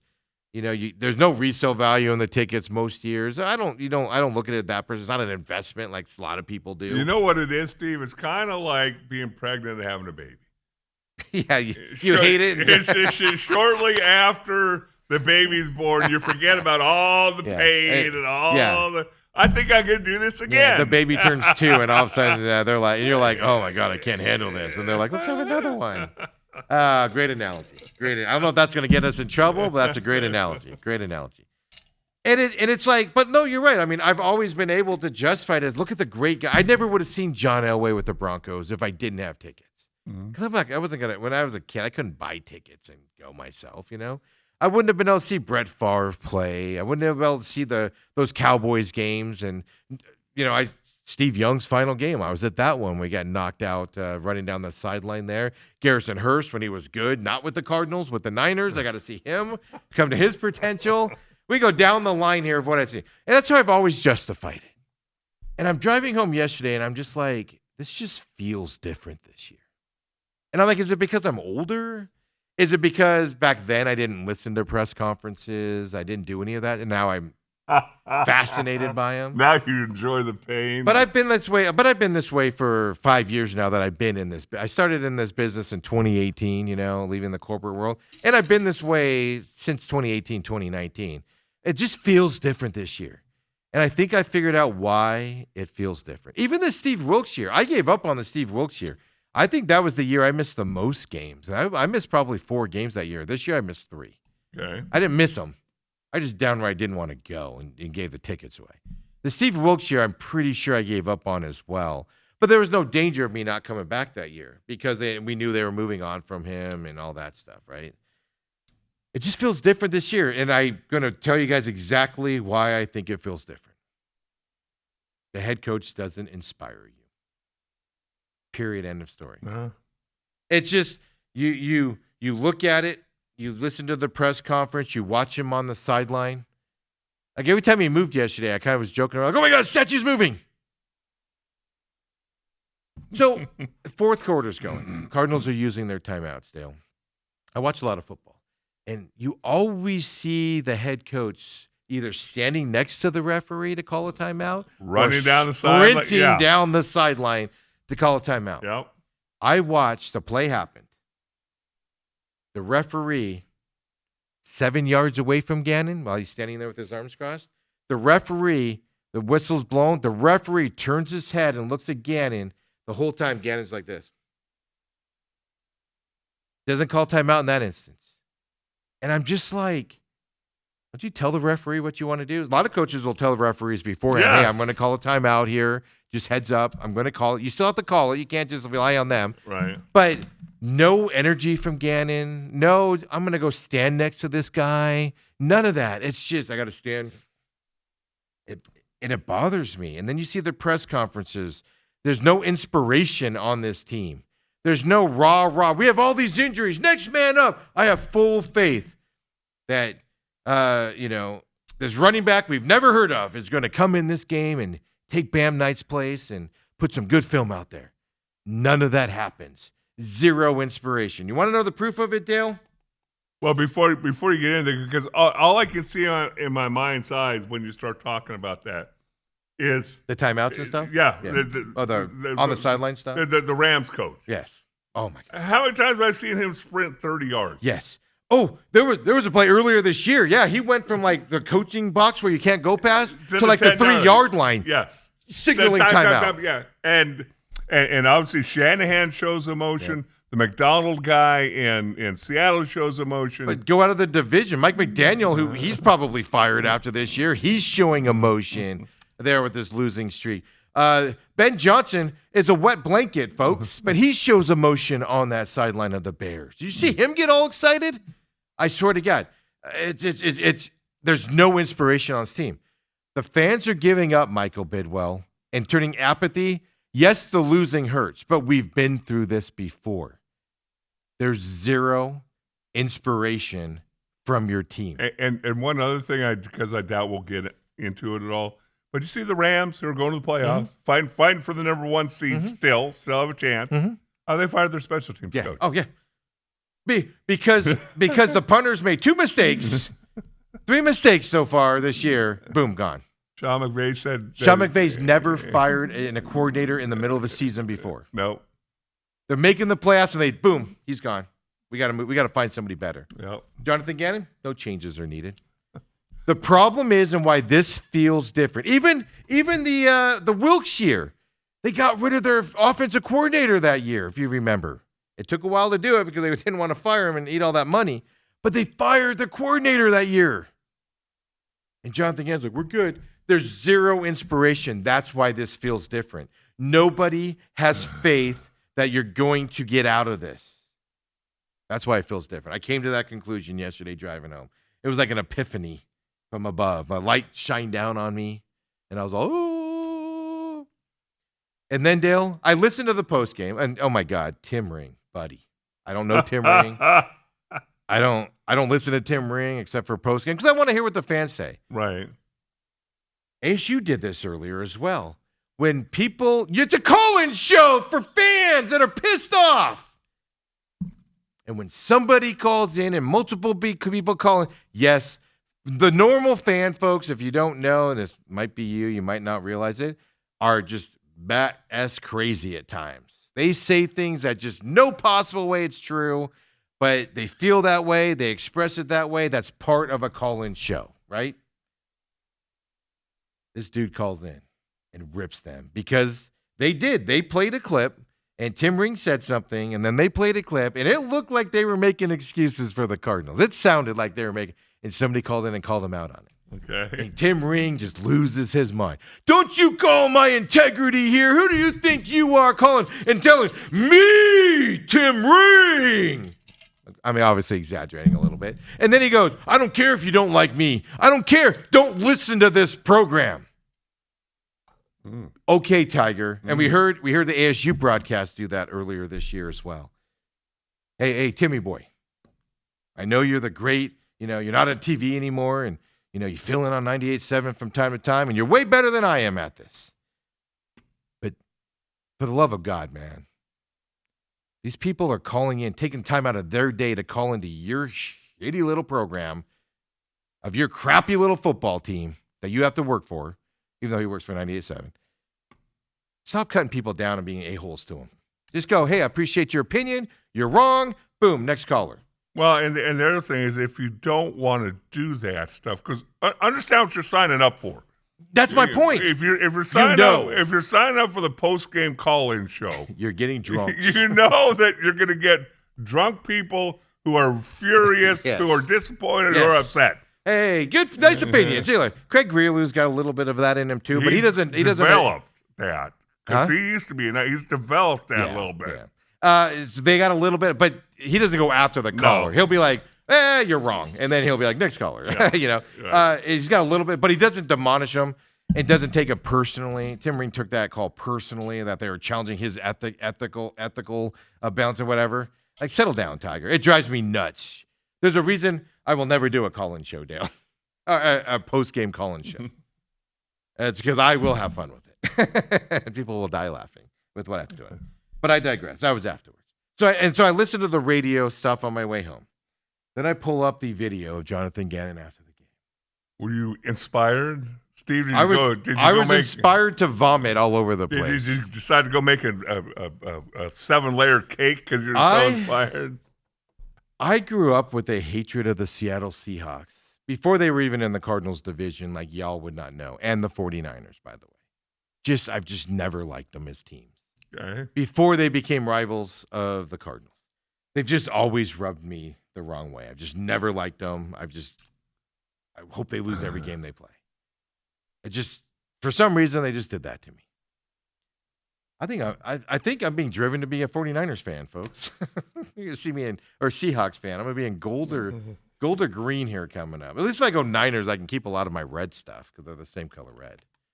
Jonathan Gannon, after the game, he starts with injuries. Of course, big injuries yesterday. If you don't know, Garrett Williams, Achilles, Josh Sweat, ankle, never came back from that. And then, of course, the big one, also big one, Walter Nolan, knee. They're going to miss substantial time into next year. Obviously, the Achilles is going to. And Walter Nolan, his knee, folks, that ain't good. How much time is he going to miss next year is the question coming, which is my point. Keep Gannon because you go into that side. Here's Jonathan Gannon after the game, folks. I thought we battled. I love the resilience. Thought we battled in there. Ultimately fell up a little short. I thought kind of a key component of the game. We had some scoring drives. We moved it, but we had to settle for some field goals, and they converted some touchdowns. So hats off to them. We're going to come back tomorrow, keep battling, and we'll be on to Cincinnati. Let's go! Oh, I'm so excited for this game in Cincinnati, Dale. I just got me so enthusiastic. I'm ready. Let's go. I'm going to become the Kool-Aid man. I'm going right through the bricks on behind you right there. I'm so stoked for this. What is he talking about? I guarantee you his players are going, they did what we did. They looked at the weather and said, we're not on to Cincinnati. We don't want to go up there and play. What is he talking about there, Dale? What is he talking? You've lost 12 games. You had a lead in this game. You were up 16-7 or whatever it was, and you blew it. You had the ball at the end of the game again and went nowhere with it because your offensive play calls are straight up from a fourth grader made those offensive play calls on that sheet. What is he talking about? Where's the inspiration things are going to get better? Oh, we fought till the end. So they've lost 11 of their last 12 games. Yes. Cowboys. How on earth did they beat the Cowboys? Cowboys were bad. In Dallas. On Monday night. That's how bad the Cowboys are, Dale. Their last win on a Sunday was what, September 15th or something like that? Their last win was the Cowboys. No, that was in before November. That, yeah. That was and on then they won Monday. the first 2 games of the year. Yeah, so September 15th was the last game they won on a Sunday, folks. What's the date today? It was December 22nd, Stephen. Hey, that was so inspiring. Let's listen to Jonathan Gannon just inspire us some more. I might hop on a plane this weekend, Dale, and fly to Cincinnati and catch this game. I'm so inspired with the way these guys are going to play. Hey, Jonathan Gannon, tell us how you feel after this game. I thought we battled. I love the resilience. Thought we battled in there. Ultimately fell up a little short. I thought kind of a key component of the game. We had some scoring drives. We moved it, but we had to settle for some field goals, and they converted some touchdowns. So hats off to them. We're going to come back tomorrow, keep battling, and we'll be on to Cincinnati. He just described every game they played this year. We had to settle for field goals. They scored touchdowns. That's every loss this year, folks. We had to settle for field goals. They scored touchdowns. What are we doing? Where's the inspiration? How are we getting out of this? They asked him earlier, Teo Mackey asked him, man, what about these injuries? He's like, I can't even wrap my head around that yet.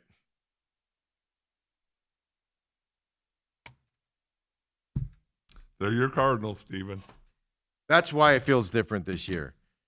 This team gives you no inspiration. I mean, if you're Michael Bidwell sitting there, guy who's ultimately going to make the decision, what are you thinking? Oh, I tell you what I'm thinking. There's no inspiration, and he probably knows what's happening in that locker room. Folks, I got news for you. We showed you that flight plan of him interacting with the team in 2023 when he first got here. That is him. Show me the inspiration in 2023 to today. Dale, you often tell me, well, he's doing it in the room. He's just not doing it in front of everybody. You would think. He's not. He can't be. You say that about Torrey all the time. And I'm like, he's not. They're not. They're not doing it. This team has no respect for this coaching staff. Well, Steve, if you want to get on a plane and go to Cincinnati, there's tickets for $9. Oh, my God. For the game or the flight? For the game. I don't know. Well, I can go see Joe Burrow and Jamar Chase, and I can go see a good team playing in the Bengals. $9 for an NFL game, Steve. How much did they score yesterday? Did they score like 800 Yeah, points? they decided they're going to play some football. Yeah, but they were playing Quinn Ewers. I didn't even know. How did he do yesterday? I don't As even know. As a backup. I'm going to look it up real quick. I got the stats right here. Let's see here. Quinn Ewers, 20 for 30, 260 yards. That's not bad. 2 interceptions. Yeah, 25.4 quarterback rating. The yardage wasn't bad, but how many of those came in when they had it when they were Right. getting blown out is the question, right? I just don't. That's why this feels different this year. If they would have made a change somewhere on the team, I'm not even saying. Like I said earlier, I don't even think getting rid of Penzing would have changed anything because who's going to step up and play the call the plays? But make a change. Wide receiver coach. Did anybody see Marvin Harrison Jr. yesterday? Was he on the field at all? Was he anywhere on the field? Well, and then when they do give him an opportunity Yeah. in the end zone. So he made that a contested catch that he didn't make. He didn't need a jump. Like live, I was like, dude, he should have caught that. Then Maybe Trey so. McBride drops a touchdown pass. Hit him right in the hands. Uh-huh. He was going to get lit up after he caught it. But hit him right in the hands, and he dropped it in the end zone. Now, I mind telling you, I had a little parlay. Took the Falcons and Trey McBride anytime touchdown. He punted on the It's catch. almost like he went, no, I'm not going to That- with money. That happened down by that looked like that's what he did. It looked like when that ball hit him, he went, nope, not today. And he puts his hands on it and just keeps the momentum going. It just Marvin Harrison Jr. is a failure of a receiver that you drafted. Period. End of story. Year 2, he is a bust. As of this season on, he is a bust. Now he can change it around, but he's a bust. Guy can't catch. Doesn't want to catch. Let me put it that way. He doesn't want to catch the ball. And he's a bust. And then it's even more so of a bust because he was a number 4 pick and what they were selling him as and stuff like that. That was an easy touchdown catch that he did, and he just decided to jump in the air and turn into Neo from the Matrix, and it goes right through his hands. It's infuriating, man. It's infuriating. Oh. And give the Falcons credit, man. They were blanketing Trey McBride. His 5 catches, games, the streak is over. Yeah. They did a good job. Because remember, I've been saying that the last couple of weeks. Like, why is Trey always open? Well, it's because you go over the top. You don't want the guys to go deep on you, so you'll let the underneath route go. Falcons shut down that underneath route. Falcons went into this game and were like, there's 2 guys we got to cover, Wilson and McBride. Let's do that, and then whatever else happens. They're the first team to kind of shut down everybody as opposed to before. I'm just tired of Marvin Harrison Jr. Show me. So you could have fired. My point is, you could have fired your wide receiver coach at some point this year. Made a change. Would it have done anything? No, but it shows you're trying, right, Dale? It shows you're looking at it. The defensive line coach quits and goes to Michigan State. You know what you should have done right beforehand? You're fired. You're not quitting. We fire you. Press release out. Make it look like you're making the change. You could have done that. Mark Dalton really quick. Get a tweet ready. Could have done that. Made it look like you were initiating the change. Michael Wilson had 3 targets. 3 targets. Okay. I haven't watched the All-22 yet. I can tell you, though, at least in this stadium, they were blanketing him and Trey to where they were not. Well, that's why you were hitting. That's why you were hitting Higgins the whole time. Higgins had a really nice game and some runs after the catch and all that, but still, how does the receiver in Seattle get open constantly, getting double teamed all the time? This is my point. The play designs, they're not getting open when they're when they're pulling the safety over and putting the zone into their side. They're not getting open in those situations. Every other high-end receiver does, and they're schemed that way. There was a head coach in the NFL, I don't remember who it is, that earlier this year was pissed off. At the end of a game, his receiver didn't get open, and they ran the safety over to him, and the play was incomplete, and I think they ended up losing the game. And that offensive coordinator, who was the head coach, went to the podium and said, it was a contested play. He didn't say he should have made it. You know what he said? That's my fault. You know what? It might have been Ben Johnson. He goes, that's my fault. I need to scheme him open better. That was my design problem. Yes, it was a contested catch. That's my fault. Right. It shouldn't have been contested. He should have been open. You ever hear Drew Penzing say that? Drew Penzing goes, oh no, we got to send you into triple coverage to throw the ball to you. And you can only double so many guys for crazy. So if you're taking away Michael Wilson and you're taking away Trey McBride, well, then that means Higgins and Harrison should have single coverage. Harrison had single coverage a lot yesterday. So this is what cracks me up, because the guy that was sitting in front of us, he was a hoot. I loved him to death. He was great, and he laughed at a lot of my jokes. I felt like I was a comedian. He was laughing at a lot of my jokes. But he kept saying what drives me nuts about people that see football and don't. And it's not a knock on you. It's just you don't see the film and you don't. Brissett would drop back, and he'd look to his right, and then he'd look to the middle, and then he'd have to unload the ball, right? You don't have time to go all. And somebody would be open. Sometimes it would be Marvin Harrison Jr. would be open on the backside of him. And they're like, he's open to your left. Well, that's not the way he's looking, man. He can't see him from behind him. He's not turning that way and looking. Every pass play has a progression, whether you're starting from your left going to your right or your right going to your left. Who was it? Was it Kirk Cousins earlier this week? Somebody earlier this week broke down the progression. Oh, no, it was a Phillip Rivers. It was one quarterback broke down the progression wing. It's no longer you start here, here, here, here, and here. Now it's here, ball out. Yeah, you drop it off to your safety. A quarterback just did this a long-time quarterback, an older quarterback, just did it last week. Do a search for it. It's a great watch out there.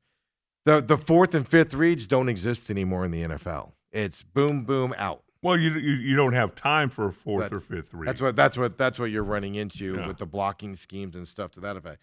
So yes, if you watch the all 22s or you watch the game film back, there were guys open to Jacoby Brissett's backside, but they were never in the play. They were never going to be in the play unless he scrambled out that way. Okay, but my question is, if I'm devising a play, and I know that they're kicking coverage over to Michael Wilson.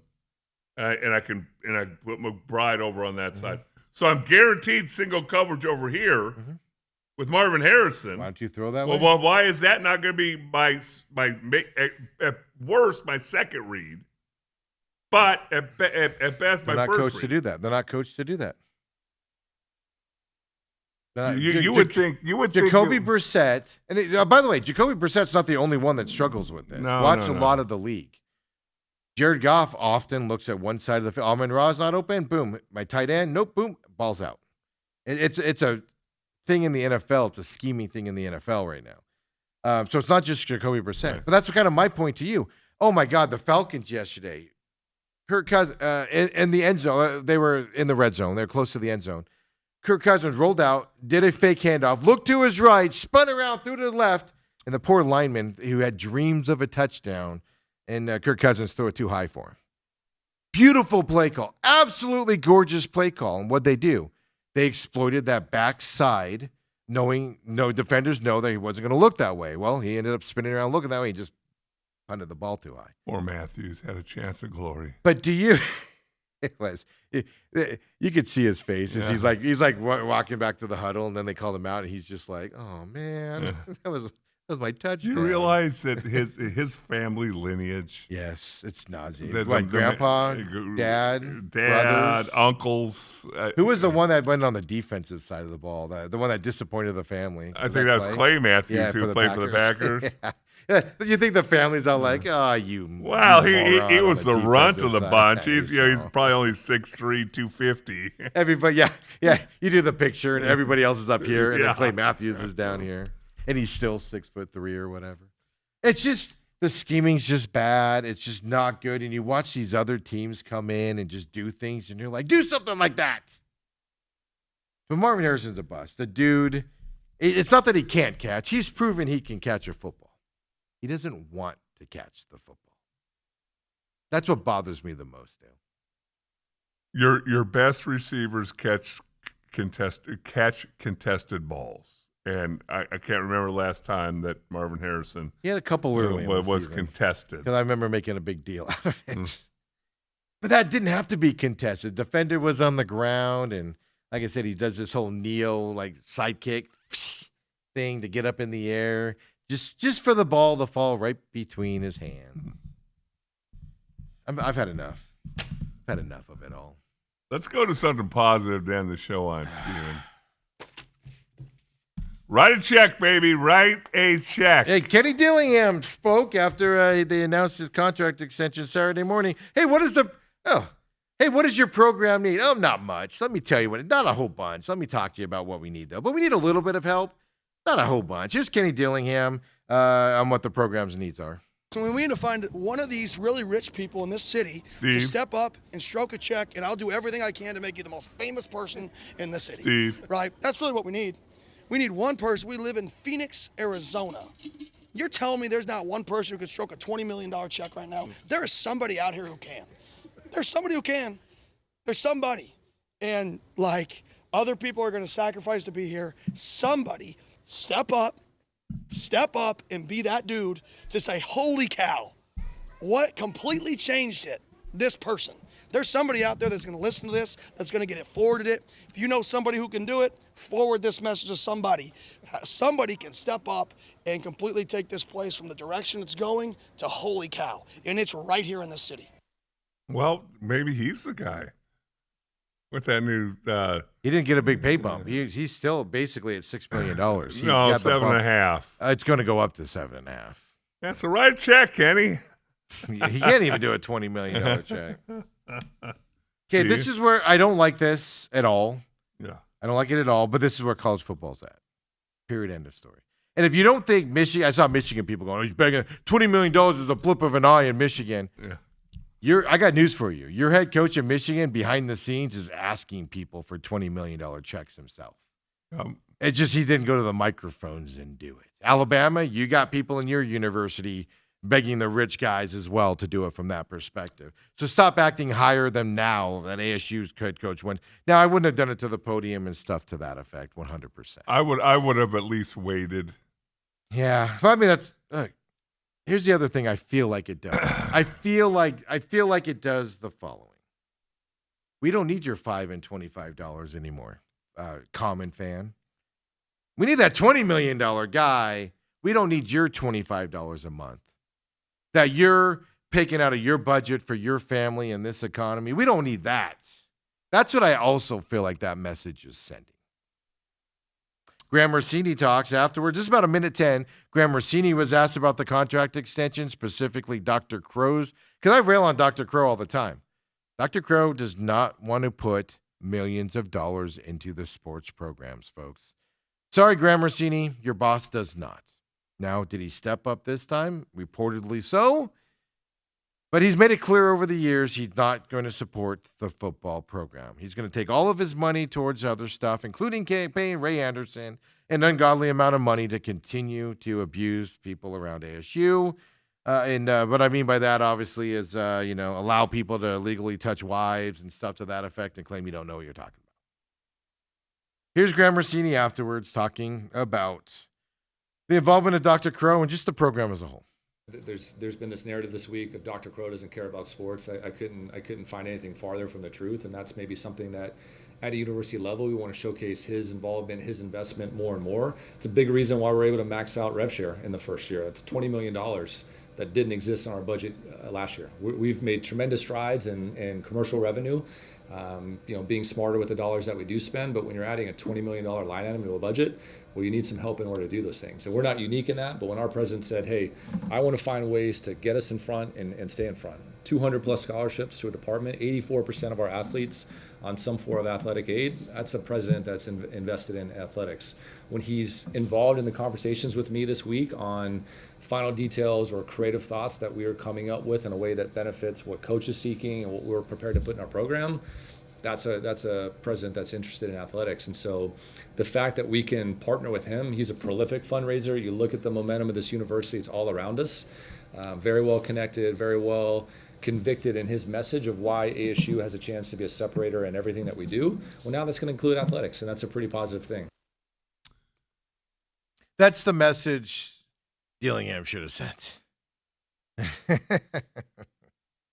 I just think timing was wrong. There's a time and a place at a fundraiser, at something else. But when you're celebrating the new contract, Yeah, I mean they have the numbers to the boosters, folks. Rossini, Graham, at one point in that conversation, I think it was that conversation, another one. He goes, "Yeah, I got over 1,000 emails about Kenny Dillingham staying. He goes, and he joked around going, well, now the joke's on them because now I have their email address. They know the numbers to the big guys. They've met the rich people around town that want to be involved. They've met them. They know how to contact them. They know what they need to set up and do and stuff to that effect and things like that. Like I said, it's timing. Well, here's the other side. And Rossini also said, there's 700,000 alumni, Steve. That's my point. And you being one of them. And I give to the university, Dale. And if you just give $1 million, then that would get them well. Hey, do a match. Why don't you come out publicly? Call out everybody 19 else. other guys. I'll be standing there. I'll be standing there by myself. Steve McCullum. I'll put $1 million, and then the next, and I'm like, at the end of it, I'll be like, I have $1,000,010. No, Rossini did it right because he focused on the 700. If you just gave $25, that's going to get us there, right? Stuff like that effect, a month. Kenny Dillingham came off as, screw the small guy. They're not helping. Let's get the bigger guy. When Graham Rossini did focus more on overall gift giving and stuff to that effect and things like that. So, and I get it. You're excited. You're coming back. Look, a guy with $20 million check will solve a lot of problems. I also have a serious problem. We've talked about this before. Schools that are worth several $1 billion in revenue a year. Begging the common man for money. And putting the cost of the athletic department on the common man. Like all the like Tennessee, isn't it? Tennessee and a couple others are Ohio State does this. You pay a fee on there to support your, money goes to your players. You have the right to buy the tickets. Yeah, to buy the tickets, you have to give money that goes to the players and stuff like that. You're worth billions of dollars. Last I checked, I am not. Well, maybe that's in piece up today. We'll find out on. Depends on the meeting tomorrow. I might be worth it. CJ Fife is going to return next year. That's good. That's good. Hopefully he comes back healthy and has a good healthy season. I'm not knocking him. I'm saying hopefully he has a healthy season and stuff to that effect as well. But the thing about this, right? The assistant pool funds from I think it was it was around a $1 million, and went up $1.7 million if I can learn to talk here. So the assistant pool is going up. That means pay increases and get better OCs in here, right, Dale? Well, you can actually sit down and talk to the best of the best.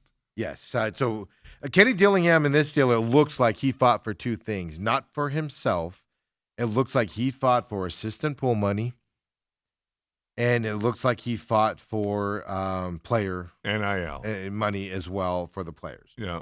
Which I think is amazing. Because a lot of times a coach got a $3 million bump.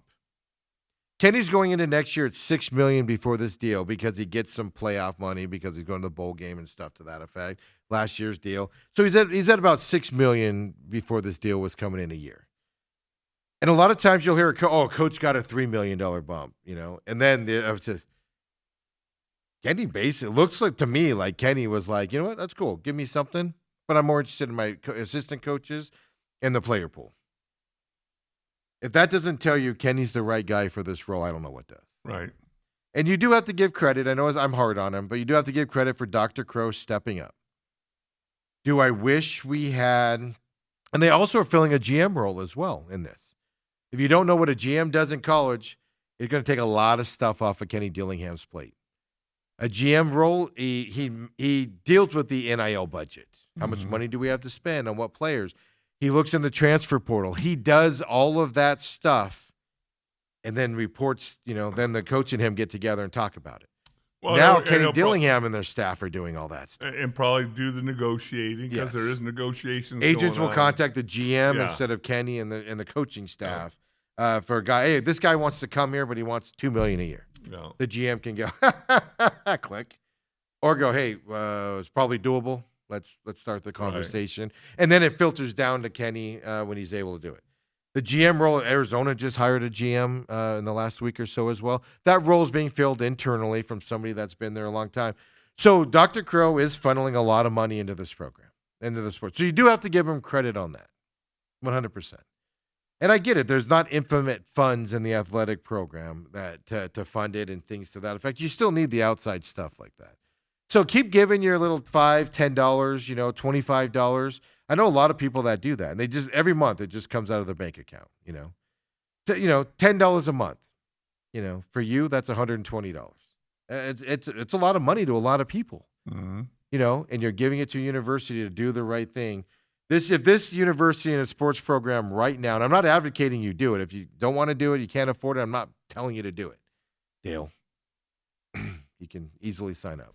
I got the link. I'll send it to you. But in all seriousness, if this university shows you they're not wasting it right now and they're putting it to where it needs to go to improve this sports programs, then you're not paying attention. I can understand when Ray Anderson was there, you're not wanting to give because you didn't know where it was going to go and it was going to be wasted. These guys are putting it in the right spots to grow this program and keep this program at the level it is. And if that's not good enough for you, I understand that, but I just wanted to point that out. These guys are going the right way, and that does include Dr. Crow. As hard as I am on him, on the sports side of things, they're moving in the right direction, Dale. That's as positive as you can. Yeah, and maybe it's just been a fact of he wants to see it in action and what it can do for the school and how does this help the school. And well, I think remember when they left the Pac-12, what they were talking about? It was when the NIL came out, they famously, him and Ray Anderson, we're not doing that. We're not doing NIL. This school doesn't do NIL. They're slow to the boat. They want to do it the old school way. It's taking them too long. They're behind the eight ball. Well, Now in they a gotta perfect catch up. world, I would too. But if you're going to be part of it, you either got to join it or guess what? I'm going to resign. I've been here 25 years. Yeah. I've had a hell of a run. I don't agree with the direction of college athletics. Yeah. I'm out. So I'm out. Yeah. And the Board of Regents put stuff in his contract that he has to have specific sports goals as well to kind of push him toward that. As well, he kind of has a study thing like Kyler Murray had out there as well.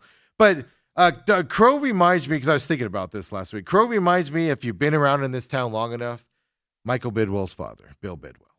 He was just always late to the show, right? Like at some point in the NFL, people started supplying food to their teams, and he was still charging them for it. Oh yeah. Then you got one pair of Cardinal shorts, you had to buy your other ones. You got one pair of cleats, you had to buy your other ones. You get one practice jersey. If you rip it, it comes out of your paycheck for the other. They were slow to adapt to the changes in the NFL over the years, right? They didn't give every year a player was locked out or didn't sign because the league went to this, optional fourth-year contract deal or whatever, and they refused to do that. So everybody came into camp late. They're just slow to adapt to everything, but once they adapt, they do well, right? And that's how I think Dr. Crow is as well. He'll adapt. It just takes him too long to adapt. And then you're behind the eight ball going into it. And I mean, the revolt of the fan base, if Kenny Dillingham would have left, I firmly believe would have decimated this football program at Arizona State. Well, who are you going to bring in? No, you could bring in Jesus himself and people would not be happy. That's how they were toying with something, and they stepped up to do the right thing to avoid that sort of thing. I mean, it would have taken me, and I go through a lot of bull crap in this town with sports. It would have taken me to my knees if Kenny Dillingham would have left over money. Do you believe that what Rossini said, that they'd been negotiating with Kenny since October? I don't believe that. Because why would you start in October when you could have done it in the offseason? Again, that came out. And they might have been negotiating with him for NIL money and that stuff. But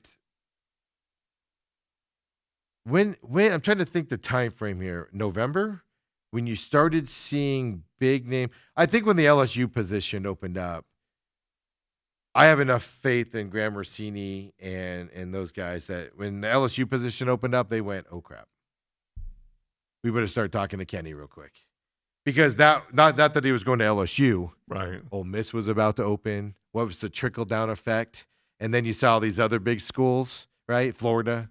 And then you go, oh boy, we better start talking to this guy because this is going to get ugly here. I believe that's probably when they did it at the latest. When do those pictures come up of Sharon up in Michigan? You want to see him? Robert says, so you're telling me the Cardinals need to play in prime time to win games or just play the Cowboys? You can't argue the facts. Ethan says, Ethan's working with us. He's out of school, of course. Don't forget, today, tomorrow, McCollum on Business today. And then today and tomorrow, we're here for the main event. Off Wednesday, Thursday, of course. And then next Monday, Tuesday. I'll let you guys know tomorrow about Friday. I need to make sure I have a producer here. I'm prepared to come in. And then Robert responds to, Ethan responds to Robert and says, just the Cowboys because America's teams suck. That's my kid for you. Well, you've never said he's the smartest tool in the shed. Pure genius. Pure genius catching on to that there as well. Folks, we'll be back tomorrow, of course, 8 o'clock, 8 to 10 a.m. here, Robat TV. Woo! Free podcast, YouTube, Robat TV on demand. See you tomorrow. McCollum Business coming up at 11, folks. See ya.